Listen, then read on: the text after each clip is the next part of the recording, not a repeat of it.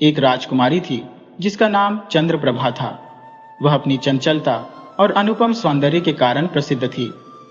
राजा भद्र सिंह और रानी दोनों ही उससे अत्यधिक प्रेम करते थे, किंतु उसके जन्म के समय एक अप्रिय घटना घटित हुई।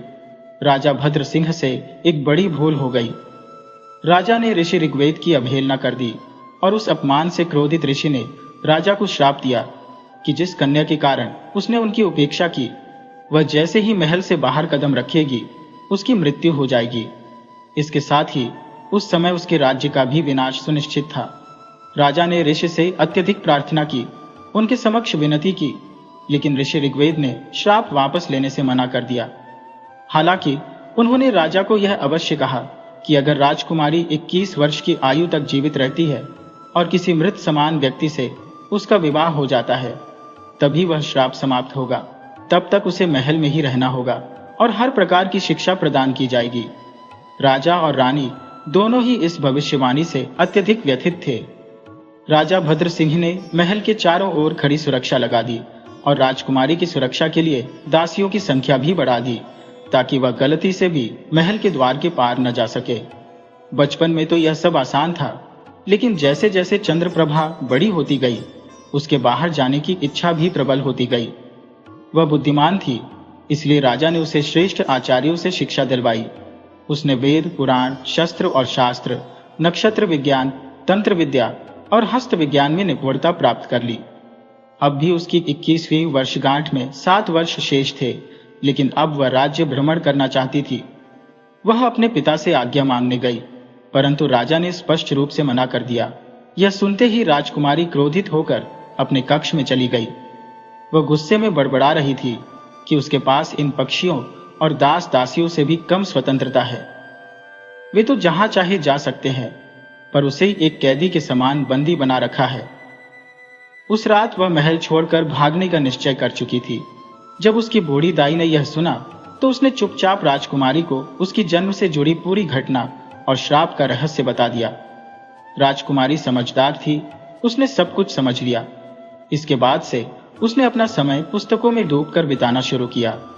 राजा और रानी इस बात से संतुष्ट थे कि उनकी बेटी अपने ज्ञानार्जन में व्यस्त है, जबकि वास्तव में वह श्राप से मुक्त होने के उपायों पर विचार कर रही थी। एक दिन राजकुमारी चंद्रप्रभा ने एक पुरानी पुस्तक में एक गूढ़ विद्या के बारे में पढ़ा।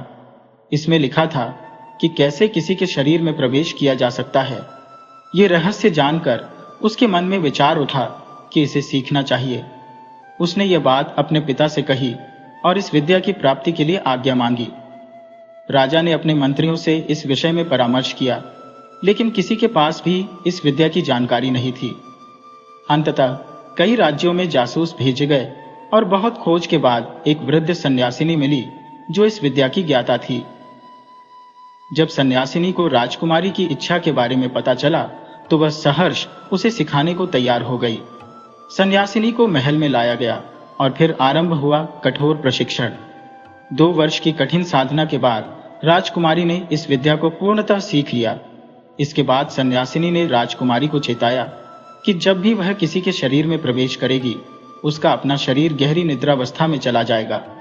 यदि उस समय कोई उसके शरीर को नष्ट कर देता है, तो वह कभी अपने शरीर में वापस नहीं लौट सकेगी।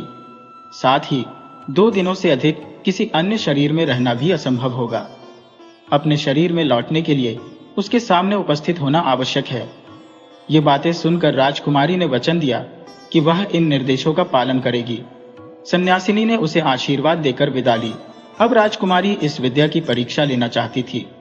उसने अपनी सबसे विश्वसनीय दासी अंतरा को बुलाया और कहा, मैं ध्यान करने जा रही हूँ, जब तक मैं आवाज न दूं, तुम दरवाजे की रखवाली करना।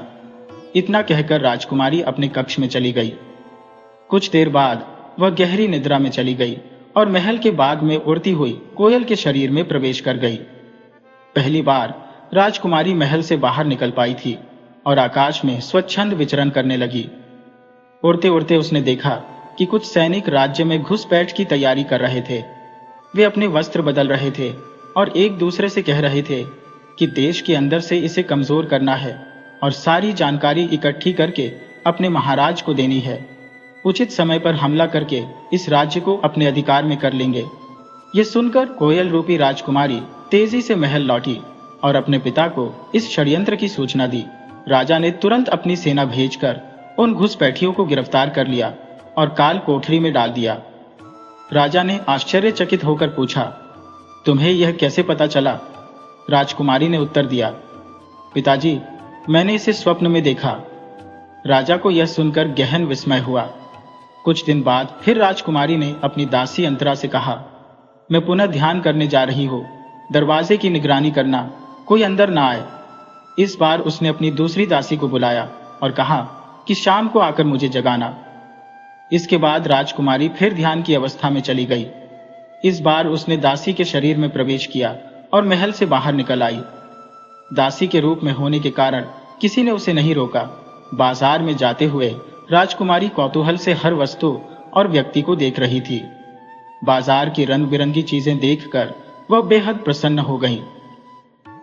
तभी उसने देखा कि एक युवक मरणासन्न अवस्था में पड़ा हुआ है और उसके चारों ओर भीड़ इकट्ठी हो गई थी। युवक के वस्त्र देखकर वह किसी अच्छे परिवार का प्रतीत हो रहा था। दासी रूपी राजकुमारी को उस पर दया आ गई। उसने उसकी नब्ज टटोली और पाया कि वह अभी जीवित है, लेकिन शीघ्र औषधि न मिलने पर उसकी मृत्यु निश्चित थी। उसने तुरंत लोगों की मदद से उस युवक को महल के द्वार तक पहुंचाया, लेकिन दरबारियों ने बिना अनुमति के उसे अंदर ले जाने से मना कर दिया। दासी बनी राजकुमारी ने गहरी सांस लेकर कहा, ठीक है, मैं राजकुमारी से अनुमति लेकर आती हूँ, और अंदर अंतर्महल के भीतर चली गई। जब वह राजकुमारी के कक्ष तक पहुंची, जहां उसकी सखी अंतरा पहरा दे रही थी, तो उसने उसे बताया।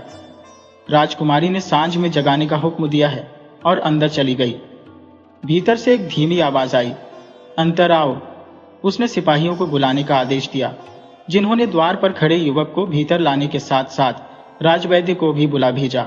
थोड़ी ही देर में वह युवक महल के एक भव्य कक्ष में विशाल पलंग पर लिटा दिया गया और राजवैद्य उसकी जांच में जुट गए। उसी समय राजा और रानी भी वहां पहुंच गए।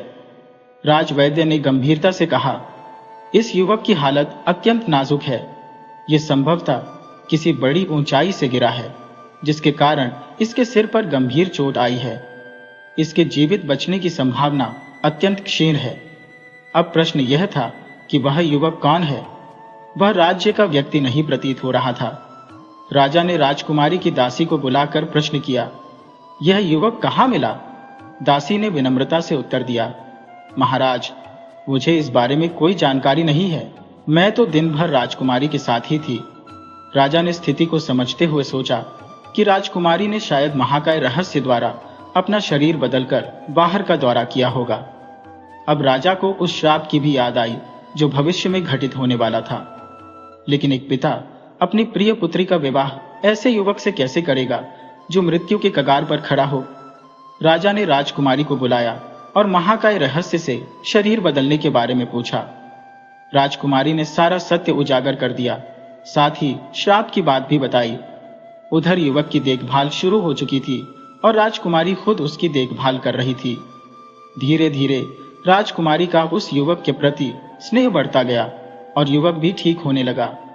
एक दिन युवक ने अपना परिचय दिया, मैं अनंत नाग के राजकुमार अरुण हूं। राजा को जब यह बात पता चली तो तुरंत अनंत नाग में समाचार भेजा गया। अनंत नाग के महाराज अपने पुत्र को लेने महल में आ पहुंचे। उन्होंने राजा को बताया कि उनके राज्य में विशालकाय पक्षी आते हैं और प्रजा को उठाकर ले जाते हैं। उस दिन कुमार अरुण भी पक्षियों से युद्ध करने गए थे और दुर्भाग्यवश उनमें से एक ने उन्हें अपनी पीठ पर बैठाकर बहुत दूर उड़ा ले गया। दोनों राजाओं ने कुमार से मुलाकात की, जो अब भी ठीक से खड़ा नहीं हो पा रहा था।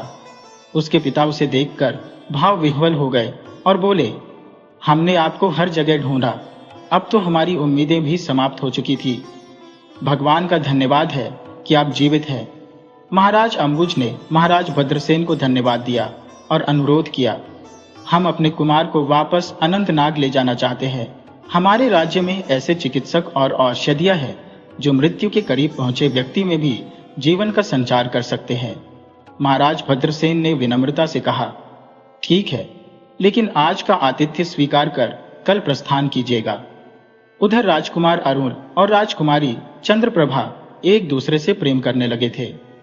राजकुमार के जाने की खबर से राजकुमारी उदास हो गई। तब राजकुमार ने उससे पूछा, प्रिय, क्या तुम इस स्थिति में मुझसे विवाह करोगी? राजकुमारी चंद्रप्रभा ने लज्जा से सिर झुका लिया और अपनी आंखों से सहमति दे दी। यह देखकर राजकुमार प्रसन्न हो गए और उन्होंने अपने पिता को इसकी सूचना दी। राजकुमारी ने भी अपने माता पिता को अपने मन की बात बताई। यह सुनकर राजा रानी सहमत हो गए, क्योंकि उन्हें पहले से ही आभास था कि यही युवक राजकुमारी की नियति में है। महाराज अंबुज द्वारा राजकुमारी का हाथ मांगने पर महाराज भद्रसेन ने सहर्ष स्वीकार कर लिया। धूमधाम से विवाह संपन्न हुआ और जल्द ही महाराज अंबुज अपने पुत्र और नव विवाहिता पुत्रवधू को लेकर अनंतनाग लौट गए। अनंतनाग पहुंचने के बाद राजकुमार का पूर्ण रूप से इलाज किया गया।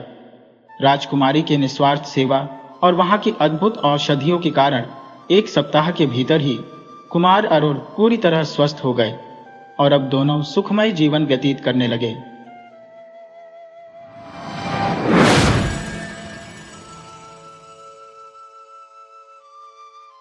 पुराने समय की बात है।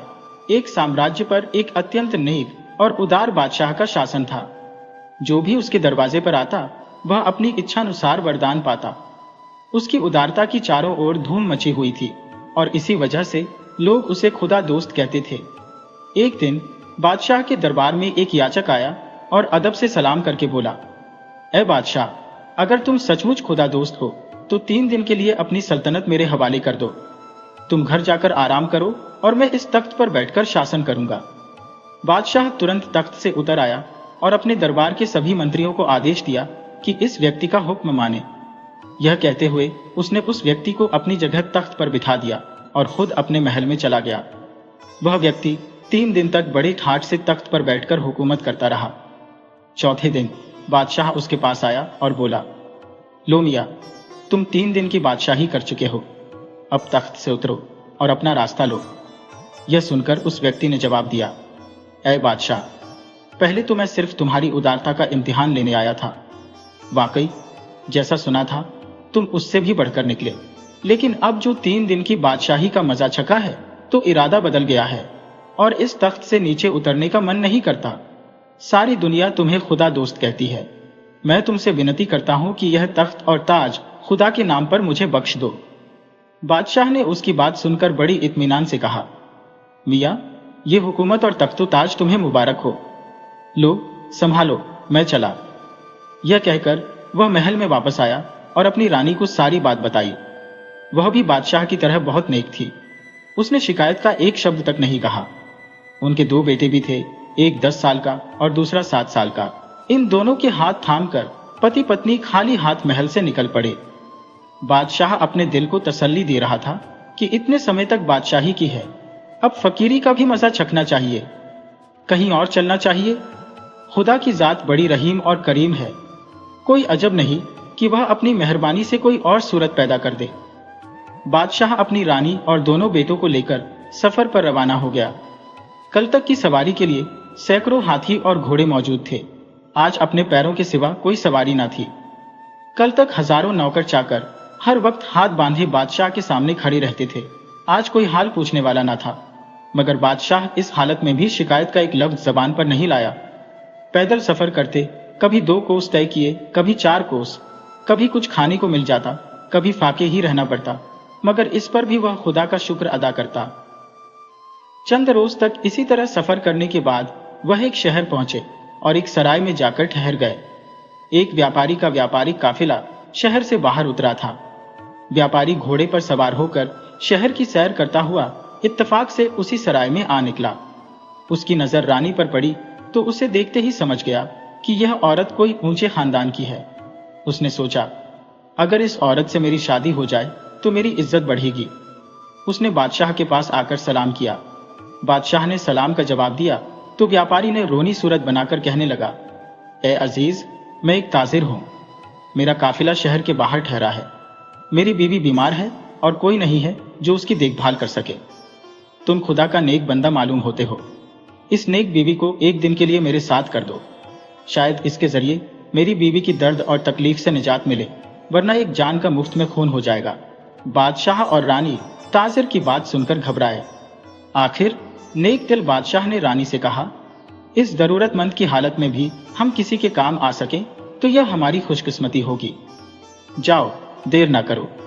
खुदा जाने इस बेचारी की बीवी का क्या हाल हो रहा होगा। रानी ने जुबान से इनकार का एक लफ्ज तक न कहा और उसी वक्त ताजिर के साथ चल पड़ी। सराय से बाहर निकलकर ताजिर बोला, देखो बीबी, काफिला बहुत दूर है, मुझे आए हुए काफी देर हो गई है। तुम यूं करो कि मेरे साथ ही मेरे घोड़े पर बैठ जाओ, इस तरह हम जल्दी पहुंच जाएंगे। मलका बेचारी सुदागर के छल को न समझ सकी और उसके साथ ही घोड़े पर सवार हो गई। सुदागर काफिले के पास पहुंचा और कुछ निर्देश दिए, फिर खुद घोड़ा भगाकर ले गया। मलका ने जब यह हाल देखा तो उसे सुदागर के धोखे का एहसास हुआ। उस नेक वक्त ने जोर से शोर मचाया, बहुत तड़पी, रोई, पीटी और चीखती रही, लेकिन सुदागर को जरा भी रहम नहीं आया। वह उसे घोड़े पर बिठाए कहीं और ले गया।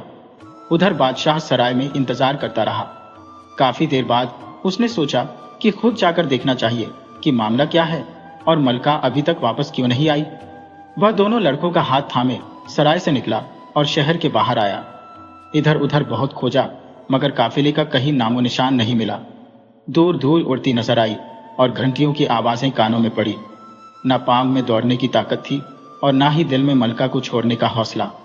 आखिरकार वह लड़कों को लेकर उसी दिशा में चल पड़ा जिधर काफिला गया था। थोड़ी देर चलने के बाद बादशाह रास्ता भूलकर किसी और ही दिशा में जा निकला। सामने एक नदी थी। इधर उधर देखा कि शायद नदी पार करने के लिए कोई नाव मिल जाए, मगर वहां ना नाव थी और ना कोई मल्लाह। उसने थोड़ी देर सोचा और फिर बड़े लड़के को नदी के किनारे बिठाया। छोटे लड़के को कंधे पर बिठाकर नदी में उतर गया। बादशाह का इरादा था कि पहले छोटे लड़के को नदी पार उतार दे और फिर वापस आकर बड़े लड़के को ले जाए, लेकिन इंसान सोचता कुछ है और होता कुछ और ही है।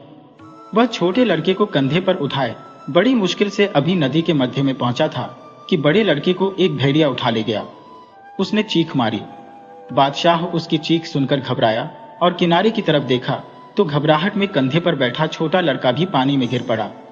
इससे वह और परेशान हो गया और खुद भी डूबने लगा, मगर बादशाह की जिंदगी बाकी थी। जैसे तैसे करके किनारे पर पहुंचा और समझा कि बड़ा लड़का भेड़िया ले गया और छोटा नदी में डूब गया। पहले तो उसने हुकूमत हाथ से दी थी, फिर मलका छिन गई और अब दोनों लड़के भी उससे बिछड़ गए। बादशाह के दिल को गहरा सदमा था। इसी हालत में सफर करता गिरता पड़ता तीसरे पहर एक शहर के करीब जा पहुंचा। देखा तो शहर के दरवाजे पर लोगों का एक हुजूम था। वह हैरान हुआ और हकीकत जानने की गरज से इस तरफ आया। उस शहर का दस्तूर था कि जब उस मुल्क का बादशाह मर जाता तो सारे दरबारी, अमीर, वजीर और शहर के लोग शहर के दरवाजे पर जमा हो जाते। फिर एक बाज उड़ाया जाता था। ये बाज जिसके सर पर भी बैठ जाता उसे तख्त पर बिठा दिया जाता। वह दिन करीब था। लोगों का हुजूम इसलिए जमा था। पास छोड़ा जा चुका था, मगर अभी वह किसी के सर पर नहीं बैठा था। किस्मत शायद इस बादशाह का इंतजार कर रही थी। जैसे ही बादशाह फटे हाल वहां पहुंचा, बाज आकर उसके सर पर बैठ गया। बाज का उसके सर पर बैठना था कि फौरन सारे दरबारी, अमीर, वजीर हाथ बांधकर उसके सामने खड़े हो गए। उन्होंने ताज और शाही लिबास उसे पेश किया और दरख्वास्त की कि महल में चलकर तख्त पर तशरीफ रखें। बादशाह बोला, भाई, मैं तो खुद सल्तनत छोड़कर आया हूं। तख्त और हुकूमत से हाथ उठाकर फकीरी इख्तियार की है। अब मुझे किसी सल्तनत की ख्वाहिश नहीं। बादशाह की इस बात पर सब लोग फौरन तार गए कि हमें इससे अच्छा बादशाह नहीं मिल सकता। वे जिद करने लगे कि हम तो आप ही को अपना बादशाह बनाएंगे। बादशाह ने लाख इनकार किया, मगर लोगों ने उसे अपना बादशाह बनाकर ही दम लिया। शाही लिबास पहनाया गया, सर पर ताज सजाया गया, महल में ले जाकर शाही तख्त पर बिठाया गया। नजराने पेश किए गए और फिर शान से उसके बादशाह होने का जश्न मनाया। बादशाह ने भी इस सल्तनत को खुदा का इनाम समझा और पहले से कहीं ज्यादा नेकी और इंसाफ के साथ हुकूमत करने लगा, मगर दिल में हर वक्त रंजीदा रहता था और शर्मिंदगी की वजह से अपना हाल किसी से न कहता। जब भी बादशाह को अपनी मलका और लड़कों की याद आती, उसकी होठों से एक गहरी आह निकलती और आंखें आंसुओं से भीग जाती। अब सुनिए उन दोनों लड़कों का हाल। जिस लड़के को भेड़िया उठा ले गया था, उसके साथ यह माजरा हुआ कि उधर से एक तीरंदाज गुजर रहा था। तीरंदाज ने देखा कि एक भेड़िया लड़के को उठा ले जा रहा है, तो उसने तुरंत कमान में तीर चढ़ाया और ऐसा सटीक निशाना साधा कि भेड़िया वहीं ढेर हो गया और लड़के की जान बच गई। दूसरा लड़का जो नदी में गिर गया था, उसे एक मछुआरे ने डूबने से बचा लिया। ये दोनों शख्स निसंतान थे और उसी शहर के रहने वाले थे जहां इन लड़कों का पिता बादशाह बन गया था। वे लड़कों को अपने अपने घर ले आए और उनकी परवरिश करने लगे। बादशाह का दिल जब भी अपने बेटों की जुदाई में बेचैन हो जाता, तो उसने एक दिन अपने वजीर को हुक्म दिया कि 2 शरीफ और होनहार लड़के ढूंढ कर लाओ जो हमारे पास बैठने के काबिल हो। वजीर ने शहर के तमाम लड़कों को तलब किया और उनकी योग्यता और काबिलियत का इम्तिहान लिया। उनमें बादशाह के दोनों बेटे भी थे। वजीर को वही पसंद आए और उसने उन्हें बादशाह की खिदमत में पेश किया। जुदाई और कठिनाइयों की वजह से लड़कों के हुलिये बदल गए थे। ना तो बादशाह ने पहचाना कि ये दोनों उसके ही लड़के हैं और ना ही लड़कों को यह ख्याल आया कि तख्त पर बैठा बादशाह उनका बाप है, बल्कि उन्हें यह भी मालूम नहीं हुआ कि वे दोनों सगे भाई हैं। यह भी कुदरत का खेल था कि वे इकट्ठे होकर भी जुदा ही रहे। बादशाह ने जब इन लड़कों के साथ बातें की तो बहुत खुश हुआ। उसने वजीर की अक्लमंदी की खूब तारीफ की और दोनों लड़कों से बड़ी मोहब्बत से बर्ताव किया। हर वक्त उन्हें अपने करीब रखता और उनके साथ मीठी मीठी बातें करता। इससे बादशाह के दिल को अजीब सुकून मिलता था। अब देखिए खुदा की कुदरत का तमाशा। वह मक्कार और दगाबाज सौदागर भी मलका को साथ लिए उसी शहर में आ गया। उसने लाख कोशिश की कि मलका उससे शादी कर ले, मगर वह नेक औरत किसी तरह राजी ना हुई। न वह कुछ बोलती, न सर हिलाती और पागलों सा हाल बना लिया। सौदागर उसे एक अलग खेमे में रखता था और कड़ी निगरानी करता था। सौदागर का पहले बादशाह के दरबार में आना जाना था। सब दरबारियों और वजीरों तक उसकी पहुंच थी। महल के सभी लोग उससे वाकिफ थे। जब उसने बादशाह के मरने की खबर सुनी तो दिल में अफसोस करने लगा, लेकिन लोगों ने बताया कि नया बादशाह पहले से भी अच्छा और न्यायप्रिय है। यह सुनकर सौदागर ने वजीर के हाथ बादशाह की खिदमत में तोहफे भेजे और फिर खुद भी हाजिर हो गया। खुदा की कुदरत कि बादशाह ने भी ना पहचाना कि यह वही मक्कार सौदागर है जो उसकी मलका को ले गया था, और सौदागर ने भी यह न जाना कि बादशाह वही शख्स है जिसे उसने धोखा दिया था। वे दोनों एक दूसरे के हाल से बेखबर थे। बादशाह ने सौदागर की बड़ी इज्जत की और उसे अपने दरबार में जगह दी। सौदागर ने कई मुल्कों की सैर की थी। बादशाह उससे उन मुल्कों के हालात पूछता और सौदागर अपने सफर की कहानियां सुनाता। एक रोज बादशाह सौदागर की खिदमत में हाजिर था। बातें करते करते शाम हो गई तो बादशाह ने कहा कि आज की रात यहीं ठहर जाओ, एक जरूरी मामले में तुमसे गुफ्तगू करनी है। सौदागर रुक तो गया, लेकिन कुछ परेशान सा था। बादशाह ने परेशानी का कारण पूछा तो सौदागर बोला, हुजूर, असल में मेरी बीवी पागल हो गई है। उसकी देखभाल मैं खुद करता हूँ। मुझे हर वक्त डर लगा रहता है कि वह पागलपन की वजह से भाग ना निकले और किसी मुसीबत में फंस जाए। इस पर बादशाह ने कहा, तुम यहीं रहो और बेफिक्र होकर रहो। उस औरत की देखभाल का इंतजाम हम कर देंगे। बादशाह ने यह कहकर उन्हीं दोनों लड़कों को सौदागर के खेमे का पहरा देने का हुक्म दिया। दोनों लड़के हुक्म सुनकर आदाब बजा लाए और उसी वक्त जाकर खेमे के दरवाजे पर पहरा देने लगे जिसमें वह औरत कैद थी। रात जब आधी से ज्यादा बीत गई तो छोटे लड़के को नींद आने लगी। इस पर बड़े लड़के ने कहा, देखो, सोना उचित नहीं है। ऐसा ना हो कि हम सो जाएं और हमारी लापरवाही का फायदा उठाकर यह औरत खेमे से निकल भागे। छोटे लड़के ने कहा, कोई ऐसी कहानी सुनाओ जिससे नींद उड़ जाए। यह सुनकर बड़े भाई ने जवाब दिया, मैं अपनी ही कहानी सुनाता हूं। अगर गौर से सुनो तो नींद क्या भूख प्यास तक उड़ जाएगी। यह कहकर उसने यूं कहना शुरू किया, भाई, मैं एक बादशाह का बेटा हूं। मेरे पिता की सखावत की दूर दूर तक धूम थी और उन्हें खुदा दोस्त के नाम से जाना जाता था। उन्होंने अपनी सल्तनत खुदा के नाम पर एक व्यक्ति को बख्श दी और फिर मुझे, मेरी मां और मेरे छोटे भाई को लेकर सफर पर निकले। रास्ते में एक सौदागर धोखा देकर हमारी मां को ले गया। हम दोनों भाई आपके साथ रहे। आगे चलकर हमें एक नदी मिली। नाव, बेड़ा कुछ भी नहीं था। पिताजी ने मुझे किनारे पर बिठाया और छोटे भाई को कंधे पर बिठाकर नदी पार करने लगे। अभी वह नदी के बीच में ही थे कि मुझे एक भेड़िए ने पकड़ लिया। मेरी चीखने चिल्लाने से पिताजी घबरा गए और छोटा भाई उनके कंधे से नदी में गिर पड़ा। उसके बाद क्या हुआ मुझे कुछ नहीं पता। मुझे एक तीरंदाज ने भेड़िए से छुड़ाया और अब किस्मत इस बादशाह के पास ले आई है। यह सुनकर दूसरा लड़का उससे फौरन लिपट गया और कहने लगा, भाईजान, नदी में गिरने वाला बच्चा मैं ही था। मुझे एक मछुआरे ने डूबने से बचाया था। फिर तो दोनों भाई गले मिलकर ऐसे रोए कि खेमे के अंदर वाली औरत अचानक चौंक पड़ी और पर्दे के पास आकर हाल पूछने लगी। उन्होंने सारा वाकया बयान किया।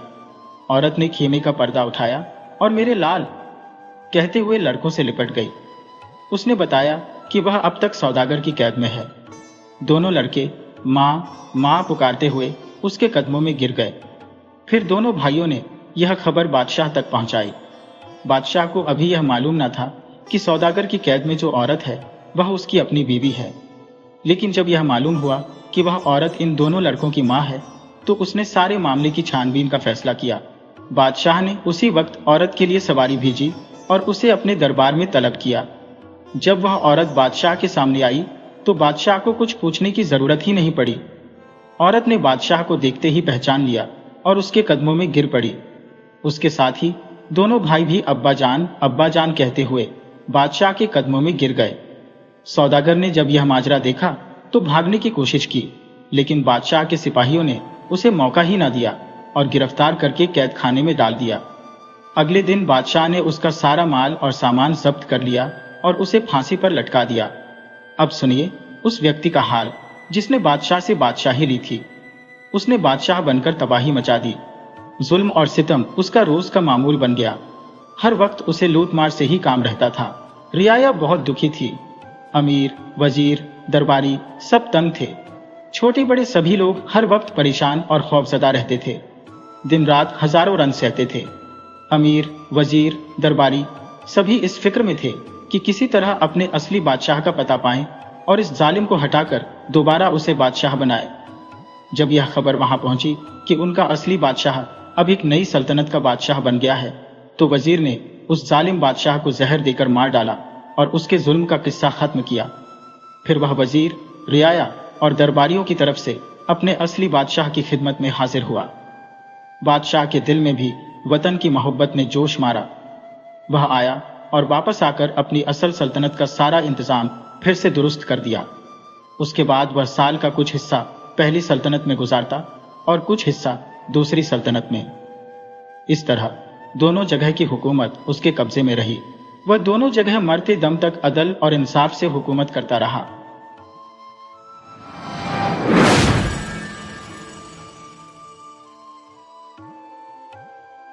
मुल्क उर्दन का शहजादा सलीम बेहद अक्लमंद और बहादुर था। वह रियाया का हमदर्द और गरीबों का भी ख्याल रखता था। इसलिए मुल्क उर्दन के लोग उसे बहुत पसंद करते थे। जो कि सलीम अपने 3 भाइयों में सबसे छोटा था, वह सबसे लाडला भी था। इसके तीनों बड़े भाइयों की शादियां हो चुकी थी, लेकिन शहजादा सलीम को कोई लड़की पसंद नहीं आती थी। इसलिए जब भी कोई रिश्ता आता वह इनकार कर देता।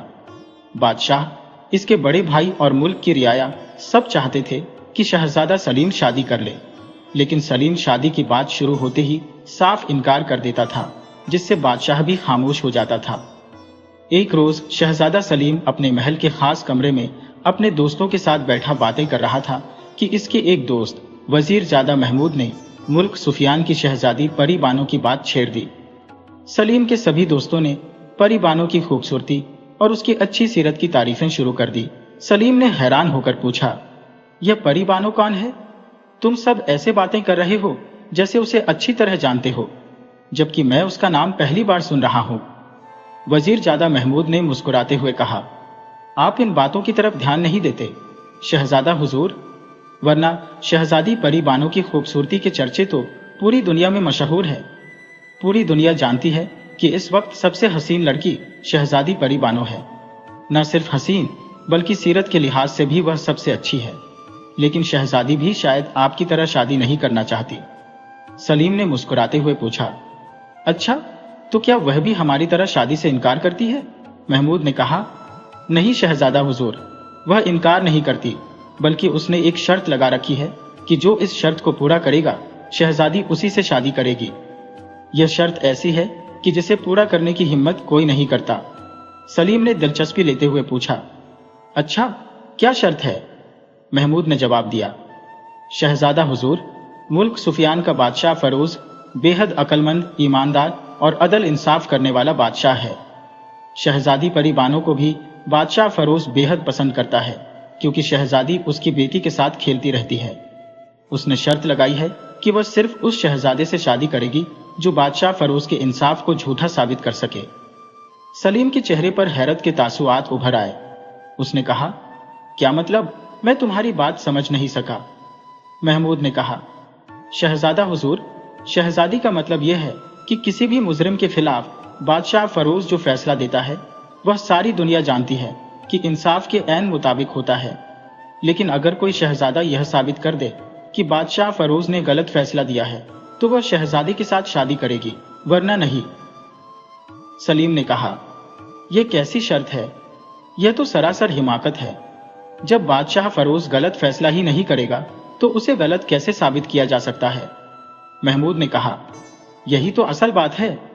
शहजादी परी बानो का कहना है कि बादशाह फरोज भी गलती कर सकता है, लेकिन उसकी गलती को समझना हर किसी के बस की बात नहीं होती।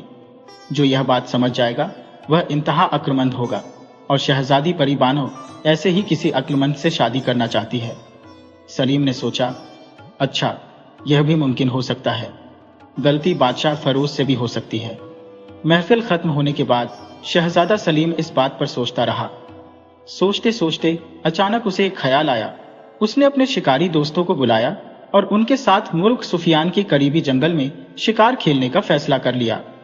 दरअसल वह शहजादी परी बानो से मिलना चाहता था और उसके दिल में एक इश्तियाक सा पैदा हो गया था। दूसरे रोज वह घोड़ों पर सवार होकर मुल्क सुफियान रवाना हो गया।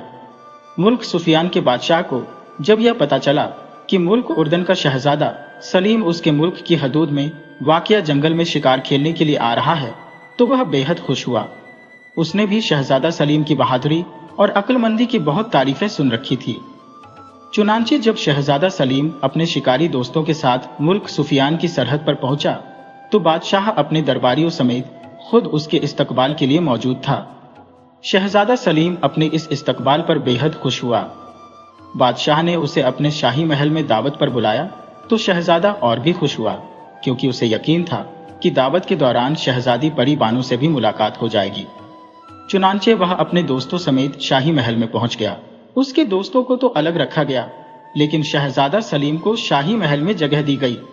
रात को दावत पर जब शहजादा सलीम पहुंचा तो वह यह देखकर हैरान रह गया कि वहां बादशाह सुफियान अकेला मौजूद था।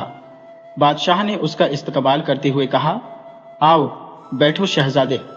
बेहद शुक्रिया बादशाह सलामत। वैसे मैं तो समझा था कि आप दरबारियों और दूसरे लोगों को भी इस दावत में शामिल करेंगे, सलीम ने कहा। बादशाह मुस्कुराते हुए बोला, तुम्हारा ख्याल दुरुस्त था। जब मैंने तुम्हें दावत दी उस वक्त मेरे जहन में यही बात थी, लेकिन फिर मैंने अपना इरादा बदल दिया। मैं दरअसल तुम्हारे साथ खास गुफ्तगू करना चाहता हूँ। जी बेहतर, फरमाइए, सलीम ने कहा। शहजादे, मेरी बेटी परी बानो के बारे में तुमने भी सुना ही होगा कि वह बेहद अक्लमंद और अच्छी लड़की है, बादशाह ने कहा। शहजादा बादशाह की बात सुनकर चौंक पड़ा। जी हाँ बादशाह सलामत, मैंने सुना है, और यह भी सुना है कि शहजादी ने शादी के लिए कोई अजीबोगरीब शर्त लगा रखी है, सलीम ने कहा। हाँ बेटा, मैं इसी सिलसिले में बात करना चाहता हूँ। असल बात यह है कि तुमसे मिलकर मुझे बेहद खुशी हुई है। मेरा दिल कहता है कि तुम शहजादी परी बानो के लिए बेहतरीन शौहर साबित हो सकते हो, लेकिन असल मसला उसकी शर्त का है। क्या तुम यह शर्त पूरी करोगे? बादशाह ने पूछा। बादशाह सलामत, आप इस शर्त के चक्कर में क्यों पड़ते हैं? आप शहजादी के वालिद हैं, उसे समझा सकते हैं। वह इस मामले में बेहद जिद्दी है और किसी की बात नहीं मानती। बादशाह ने परेशान लहजे में जवाब दिया।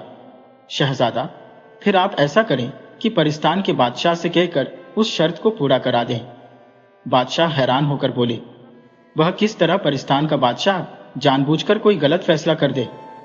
शहजादे ने जवाब दिया, नहीं, वह ऐसा नहीं कर सकता, क्योंकि उसके इंसाफ के बारे में सारी दुनिया जानती है कि वह दुरुस्त फैसला करता है। बादशाह ने जवाब दिया, फिर उसे किस तरह गलत साबित किया जा सकता है? फिर तो शहजादी की शर्त पूरी नहीं हो सकती। शहजादे ने कहा, लेकिन शहजादी का दावा है कि वह ऐसा साबित कर सकती है और एक बार इसने ऐसा कर भी दिखाया था। बादशाह ने कहा। तो शहजादा चौंक पड़ा। अच्छा, क्या हुआ था? मुझे तफसील बताएं। शहजादे ने पूरी दिलचस्पी लेते हुए पूछा। परिस्तान के एक देव ने एक दूसरे देव को लड़ाई में हलाक कर दिया था, जिस पर बादशाह ने उसे मुजरिम करार देते हुए उसे मौत की सजा सुना दी। लेकिन शहजादी ने बादशाह को बताया कि इसने गलत फैसला किया है, क्योंकि यह देव कातिल नहीं है। और फिर शहजादी ने साबित कर दिया कि मकतूल देव के जिस्म पर कई निशान थे, लेकिन एक ऐसा जख्म था जो दिल के करीब था, और यही समझा जा रहा था कि इस जख्म की वजह से देव हलाक हुआ। लेकिन शहजादी ने साबित कर दिया कि यह जख्म उस देव की तलवार का नहीं था जिसे सजा दी जा रही थी, क्योंकि उसकी तलवार का माप और था और जख्म का माप दूसरा, जबकि खुद मकतूल देव की तलवार का माप वही था। शहजादी ने साबित कर दिया कि मकतूल देव की तलवार उसके हाथ से छूटकर नीचे गिरी तो उसका दस्ता एक झाड़ी में फंस गया, जिससे तलवार सीधी खड़ी हो गई, और फिर मकतूल देव इस पर गिरा तो यह तलवार उसके दिल में उतर गई और इस तरह वह हलाक हो गया। बादशाह को यह बात तस्लीम करना पड़ी और उसने अपना फैसला बदलकर उस देव को सिर्फ लड़ाई करने की सजा दी। अच्छा, अब मैं समझ गया कि शहजादी क्या चाहती है। यह वाकई अक्लमंदी का काम है और यह काम मैं कर सकता हूँ, लेकिन इसलिए नहीं कि मैं शहजादी से शादी करने की गरज से उसकी शर्त पूरी करना चाहता हूँ, बल्कि इसलिए कि शहजादी को मालूम हो सके कि सिर्फ वही अक्लमंद नहीं है, और भी इस जैसा अक्लमंद हो सकता है। शहजादे ने कहा। तो बादशाह मुस्कुरा दिया। ठीक है, किसी तरह भी करो, कम से कम शहजादी की यह शर्त पूरी कर दो, फिर चाहे उससे शादी करना या न करना यह तुम्हारी मर्जी होगी, बादशाह ने कहा, और इसके साथ ही उसने ताली बजाई। एक कनीज अंदर दाखिल हुई और सर झुकाकर खड़ी हो गई। शहजादी परवानों को ले आओ ताकि वह हमारे साथ दावत में शरीक हो सके, बादशाह ने कनीज से कहा। तो कनीज सलाम करके वापस चली गई। थोड़ी देर बाद कमरे का दरवाजा खुला और एक बेहद खूबसूरत लड़की अंदर दाखिल हुई। शहजादा बेखबर इसके इस्तकबाल के लिए उठ खड़ा हुआ। उसके चेहरे पर बेहद हैरत थी, क्योंकि वाकई शहजादे ने ऐसी खूबसूरत लड़की पहले कभी न देखी थी। ऐसा हुस्न तो उसके तसव्वुर में था ही नहीं। यह शहजादा सलीम है, मुल्क उर्दन का शहजादा, और शहजादा सलीम यह मेरी बेटी शहजादी परी बानो है, बादशाह ने इन दोनों का आपस में तारुफ कराते हुए कहा। दोनों ने एक दूसरे को सर झुकाकर सलाम किया। फिर शहजादी बादशाह के साथ वाली कुर्सी पर बैठ गई, जबकि शहजादा उनके सामने बैठ गया।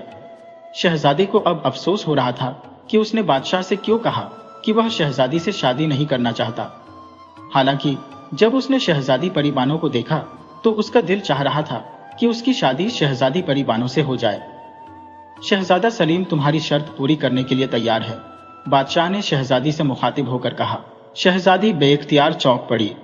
क्यों शहजादे, क्या बादशाह सलामत दुरुस्त कह रहे हैं? शहजादी ने मुस्कुराते हुए कहा। जी हाँ, मैं आपकी शर्त पूरी करना चाहता हूँ, शहजादी ने मुस्कुराते हुए कहा। मैं आपकी कामयाबी के लिए दुआ करूंगी, शहजादी ने आहिस्ता से कहा, और फिर जल्दी से खाने में मसरूफ हो गई। शहजादी का फिक्रा सुनकर बादशाह ने इत्मीनान भरा सांस लिया, क्योंकि वह समझ गया था कि शहजादी को भी शहजादा सलीम पसंद आ गया है, वरना आज से पहले उसने कभी ऐसा जुमला ना कहा था। शहजादा सलीम भी यह जुमला सुनकर बेहद खुश हुआ, क्योंकि उसे भी मालूम हो गया था कि शहजादी ने उसे पसंद कर लिया है। लेकिन इसके लिए मुझे परिस्तान जाना होगा, इसका कैसे बंदोबस्त होगा? शहजादे ने कहा। मैं आपको खुद परिस्तान ले जाऊंगी, शहजादी ने कहा। तो शहजादा और भी खुश हो गया। फिर तो मैं शिकार बाद में खेलूंगा, पहले शहजादी की शर्त पूरी करूंगा।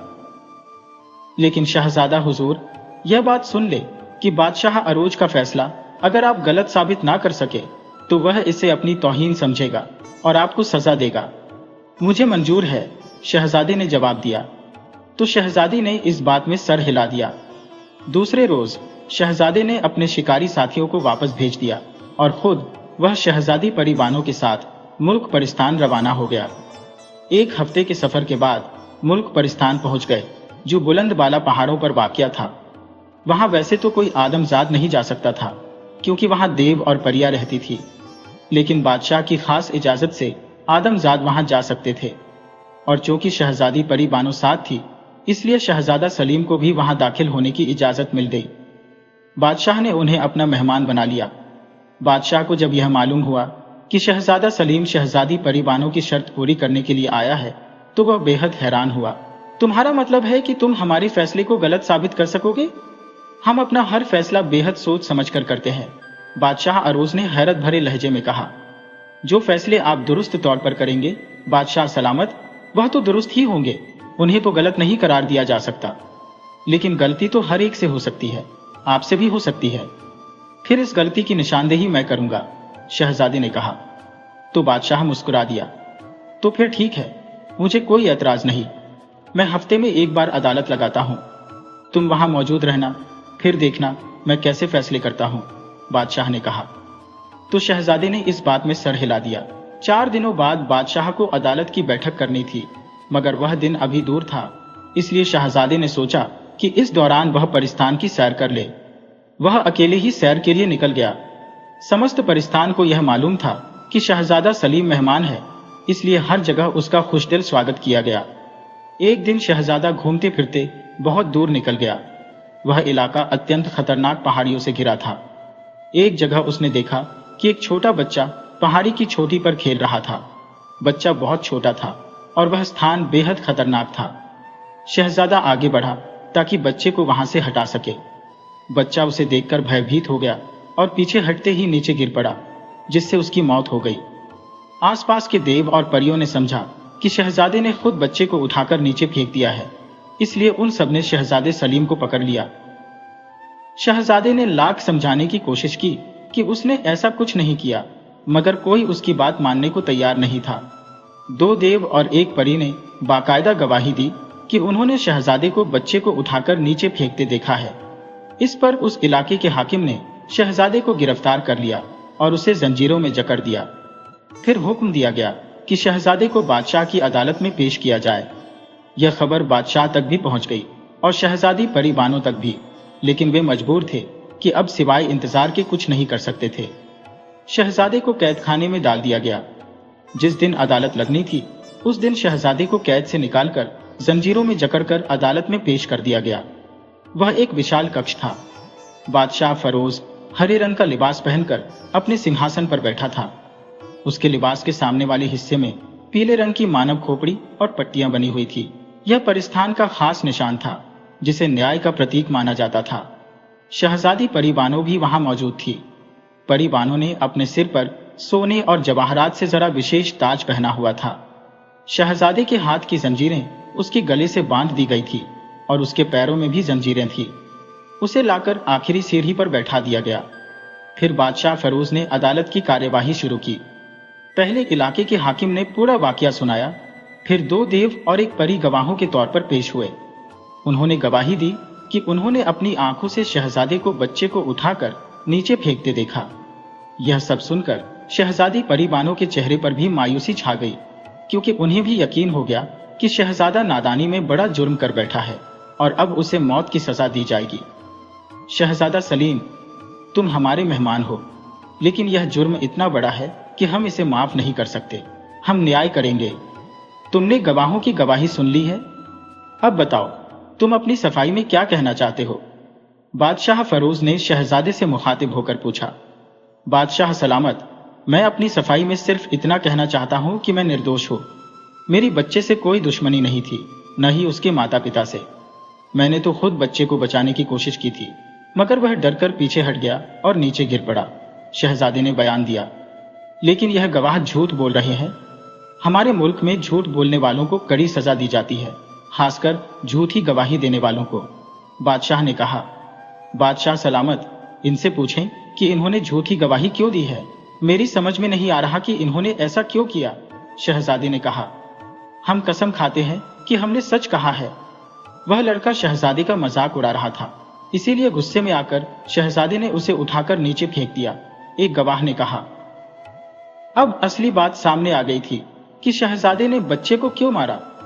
हमारा न्याय कहता है कि शहजादा दोषी है, इसलिए हम उसे मौत की सजा देते हैं, बादशाह ने फैसला सुनाते हुए कहा। बादशाह सलामत, आपने फैसला सुना दिया। क्या मुझे इजाजत है कि मैं आपके इस फैसले को गलत साबित कर दूं, ताकि मेरी जान भी बच जाए और शहजादी परी बानो की शर्त भी पूरी हो सके? शहजादे ने पूछा। हाँ, हम तुम्हें इजाजत देते हैं, लेकिन तुम्हें एक निश्चित मोहलत मिलेगी। बोलो, कितनी मोहलत चाहिए? बादशाह ने पूछा। मुझे सिर्फ 10 दिन की मोहलत चाहिए, लेकिन इसके लिए जरूरी है कि मुझे कैद खाने में न डाला जाए। जाहिर है मैं आपके मुल्क से भाग नहीं सकता, इसलिए मुझे छोड़ दिया जाए। 10 दिन बाद मैं खुद हाजिर हो जाऊंगा, शहजादे ने कहा। क्या शहजादी परी बानो इस बात की गारंटी देती है कि शहजादा भागेगा नहीं? बादशाह ने शहजादी परी बानो से पूछा। हाँ बादशाह सलामत, मैं इसकी गारंटी देती हूँ, शहजादी परी बानो ने कहा। बादशाह ने शहजादे को न केवल मोहलत दी, बल्कि उसे जंजीरों से भी आजाद करने का हुक्म दे दिया। शहजादे की जंजीरें खोल दी गईं और शहजादा बादशाह को सलाम करके अदालत से बाहर आ गया। शहजादी परी बानो भी उसके पीछे पीछे बाहर आईं। क्या वाकई तुम बादशाह के फैसले को गलत साबित कर दोगे, शहजादे? क्या वाकई तुमने यह जुर्म नहीं किया? शहजादी परी बानो ने पूछा। हाँ शहजादी परी बानो, मैं वाकई निर्दोष हूँ और मैं अपनी निर्दोषता साबित कर दूंगा, शहजादे ने जवाब दिया। शहजादी ने उसके हक में दुआ की। अब शहजादा अपराधी था, इसलिए वह शाही महल में नहीं रह सकता था। उसे बाहर बने मेहमान खाने में जगह दी गई। शहजादा एक दिन वहीं रहा और सोचता रहा कि वह अपनी निर्दोषता कैसे साबित करे। फिर अचानक उसे एक ख्याल आया। अगले दिन वह मेहमान खाने से निकलकर उसी जगह पहुंच गया जहां यह घटना हुई थी। शहजादा ने उस पहाड़ी का गहन निरीक्षण किया। उसने वह स्थल देखा जहां गवाहों ने दावा किया था कि वे खड़े थे और सब कुछ अपनी आंखों से देख रहे थे। उसने बच्चे के माता पिता से भी भेंट की, लेकिन वे उसे अपराधी मानते थे और उससे कोई बात नहीं की। हालांकि उनका एक पड़ोसी शहजादे को एक ओर ले गया। शहजादा हुजूर, आप वास्तव में निर्दोष हैं। आपके विरुद्ध एक षड्यंत्र रचा गया है, उस पड़ोसी ने कहा, जिससे शहजादा चौकन्ना हो गया। कैसे? मुझे विस्तार से बताओ, शहजादा ने कहा। वह लड़का जो मरा है, वह जिस स्थान पर था वहां इतनी जगह ही नहीं है कि वह खड़ा रह सके, और आप भी जहां आप खड़े हो सकते थे वह इतनी दूर है कि आपके हाथ बच्चे तक पहुंच ही नहीं सकते, पड़ोसी ने बताया। शहजादा ने उसकी बात सुनकर राहत की सांस ली। वास्तव में उसकी बात सही थी। फिर उसने सोचा कि उन दो देवों और एक परी ने झूठी गवाही क्यों दी? यह असल साजिश क्या थी? यह दोनों देव और वह परी आदमजातों से बेहद नफरत करते हैं, क्योंकि उनके बच्चों को एक आदमजात जादूगर ने मार दिया था। यहाँ के सभी लोग यह बात जानते हैं, पड़ोसी ने कहा। शहजादा असल बात समझ गया। उसने उस पड़ोसी का धन्यवाद किया और पहाड़ी पर लौट आया। इस बार उसने पूरे क्षेत्र का ध्यानपूर्वक मुआयना किया। जब उसे पूरी तरह संतोष हुआ तो उसने शहजादी परी बानो को बुलाकर बादशाह तक संदेश भेजा कि अगर बादशाह उस जगह पर आए जहां यह घटना हुई तो वह सच्चाई साबित कर सकता है। बादशाह को संदेश मिला और वह रजामंद हो गया। अगले दिन दरबारियों और शहजादी परी बानो के साथ वह वहां पहुंचा। शहजादे ने गवाहों को उस स्थान पर खड़ा किया जहां वे खड़े थे और दावा किया कि उन्होंने सब कुछ देखा था। बादशाह सलामत, अब आप इनकी जगह खुद खड़े होकर देखिए। क्या आपको वह स्थान नजर आता है? शहजादे ने मुस्कुराते हुए कहा। बादशाह ने बारी बारी गवाहों की जगह पर खड़े होकर देखा। उसके चेहरे पर निराशा के भाव उभर आए, क्योंकि तीनों स्थानों से वह स्थान नहीं दिखता था। बीच में अन्य पहाड़ियां और चट्टानें आ जाती थी। फिर शहजादा ने बादशाह और परी बानो को उस पहाड़ी चोटी पर ले गया जहां बच्चा था। देखिए बादशाह सलामत, यह स्थान इतना संकीर्ण है कि बच्चा और मैं एक साथ यहाँ खड़े नहीं हो सकते। जो निकटतम स्थान है जहां से मैं बच्चे को धकेल सकता था, वह इतनी दूर है कि मेरे हाथ वहां तक पहुंच ही नहीं सकते। यह देखिए, बच्चे के हाथ में लोहे का बड़ा कड़ा था और गिरते समय इस कड़े के निशान पड़ गए हैं। यह निशान बताते हैं कि बच्चा खुद गिरा है। अगर मैंने उसे उठाकर फेंका होता तो ये निशान न होते, शहजादा ने कहा। बादशाह ने गहरी सांस ली। तुम्हारी बात सही है। यह निशान और यह स्थान बता रहे हैं कि तुमने अपराध नहीं किया। मैंने गलत फैसला लिया था और गवाहों को वह स्थान दिख नहीं सकता। फिर उन्होंने झूठी गवाही क्यों दी?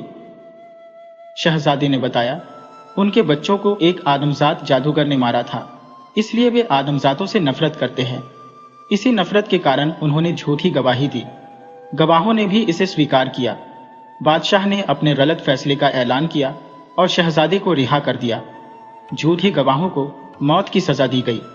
शहजादी परी बानो शहजादे सलीम की बुद्धिमानी से बेहद खुश हुई। उसकी शर्त भी पूरी हो गई थी और दोनों ने धूमधाम से शादी की। वे सुखी और खुशहाल जीवन बिताने लगे।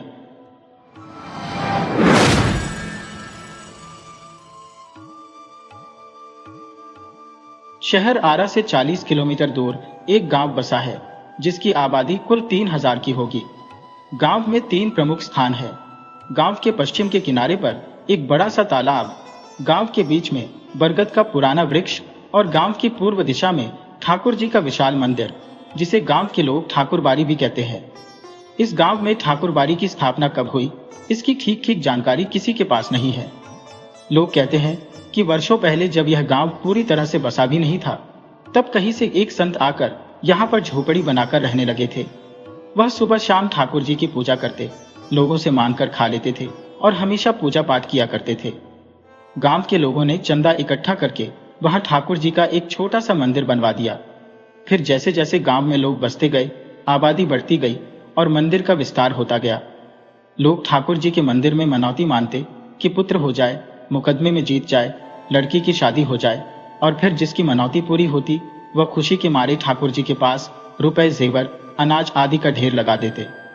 अधिक खुशी होती तो ठाकुर जी के नाम अपने खेत का एक छोटा सा टुकड़ा लिख देते। यह परंपरा आज भी जारी है। धार्मिक लोगों की एक समिति है जो ठाकुरबाड़ी की देखरेख और संचालन का काम करती है। प्रत्येक 3 साल के बाद एक महंत और पुजारी की नियुक्ति की जाती है। इसी गांव में रहते हैं हरिहर काका। हरिहर काका 4 भाई हैं। सबकी शादी हो चुकी है। हरिहर काका के अलावा सबके बाल बच्चे हैं। बड़े और छोटे भाई के लड़के काफी सियाने हो गए हैं। 2 की तो शादियां भी हो गईं। उनमें से एक पढ़ लिख कर शहर में नौकरी करता है, लेकिन हरिहर काका को अपनी कोई औलाद नहीं है। भाइयों में हरिहर काका का नंबर दूसरा है। औलाद के लिए हरिहर काका ने 2 शादियां की। लंबे समय तक इंतजार करते रहे, लेकिन बिना बच्चे के उनकी दोनों पत्नियां स्वर्ग से धार गईं। लोगों ने तीसरी शादी करने की सलाह दी, लेकिन अपनी गिरती हुई उम्र और धार्मिक संस्कारों की वजह से हरिहर काका ने इनकार कर दिया। वह इत्मीनान और प्रेम से अपने भाइयों के परिवार के साथ रहने लगे। हरिहर काका के परिवार के पास कुल 60 बीघे खेत है। प्रत्येक भाई के हिस्से 15 बीघे पड़ेंगे। खेतीबाड़ी पर यह लोग निर्भर हैं। शायद इसीलिए अब तक संयुक्त परिवार के रूप में ही रहते आ रहे हैं। हरिहर काका के तीनों भाइयों ने अपनी पत्नियों को यह सीख दे रखी थी कि वह हरिहर काका की अच्छी तरह से सेवा करें, समय पर उन्हें नाश्ता दें, किसी भी तरह की कोई तकलीफ उन्हें ना होने दें। कुछ दिनों तक तो हरिहर काका की खूब सेवा हुई, फिर उन्हें कौन पूछने वाला था। हरिहर काका के आगे बची खुची चीजें ही आती। कभी कभी तो हरिहर काका को रूखा सूखा खाकर ही संतोष करना पड़ता। अगर कभी हरिहर काका की तबीयत खराब हो जाती तो वे मुसीबत में पड़ जाते। इतने बड़े परिवार के रहते हुए भी उन्हें कोई पानी देने वाला नहीं था। सभी अपने अपने कामों में व्यस्त हो जाते।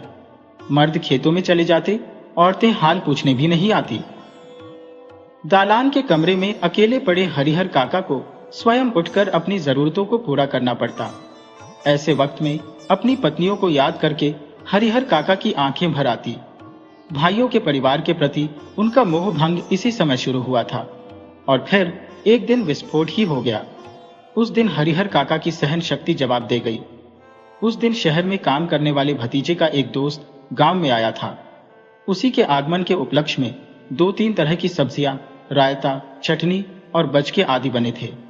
बीमारी से उठे हरिहर काका का मन स्वादिष्ट भोजन के लिए बेचैन था। मन ही मन में उन्होंने अपने भतीजे के दोस्त की सराहना की, जिसके बहाने उन्हें स्वादिष्ट भोजन खाने को मिलेगा। लेकिन बात बिल्कुल उल्टी हुई।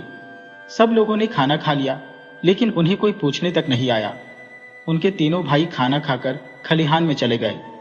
उन्हें लगा कि हरिहर काका ने तो पहले ही खाना खा लिया होगा।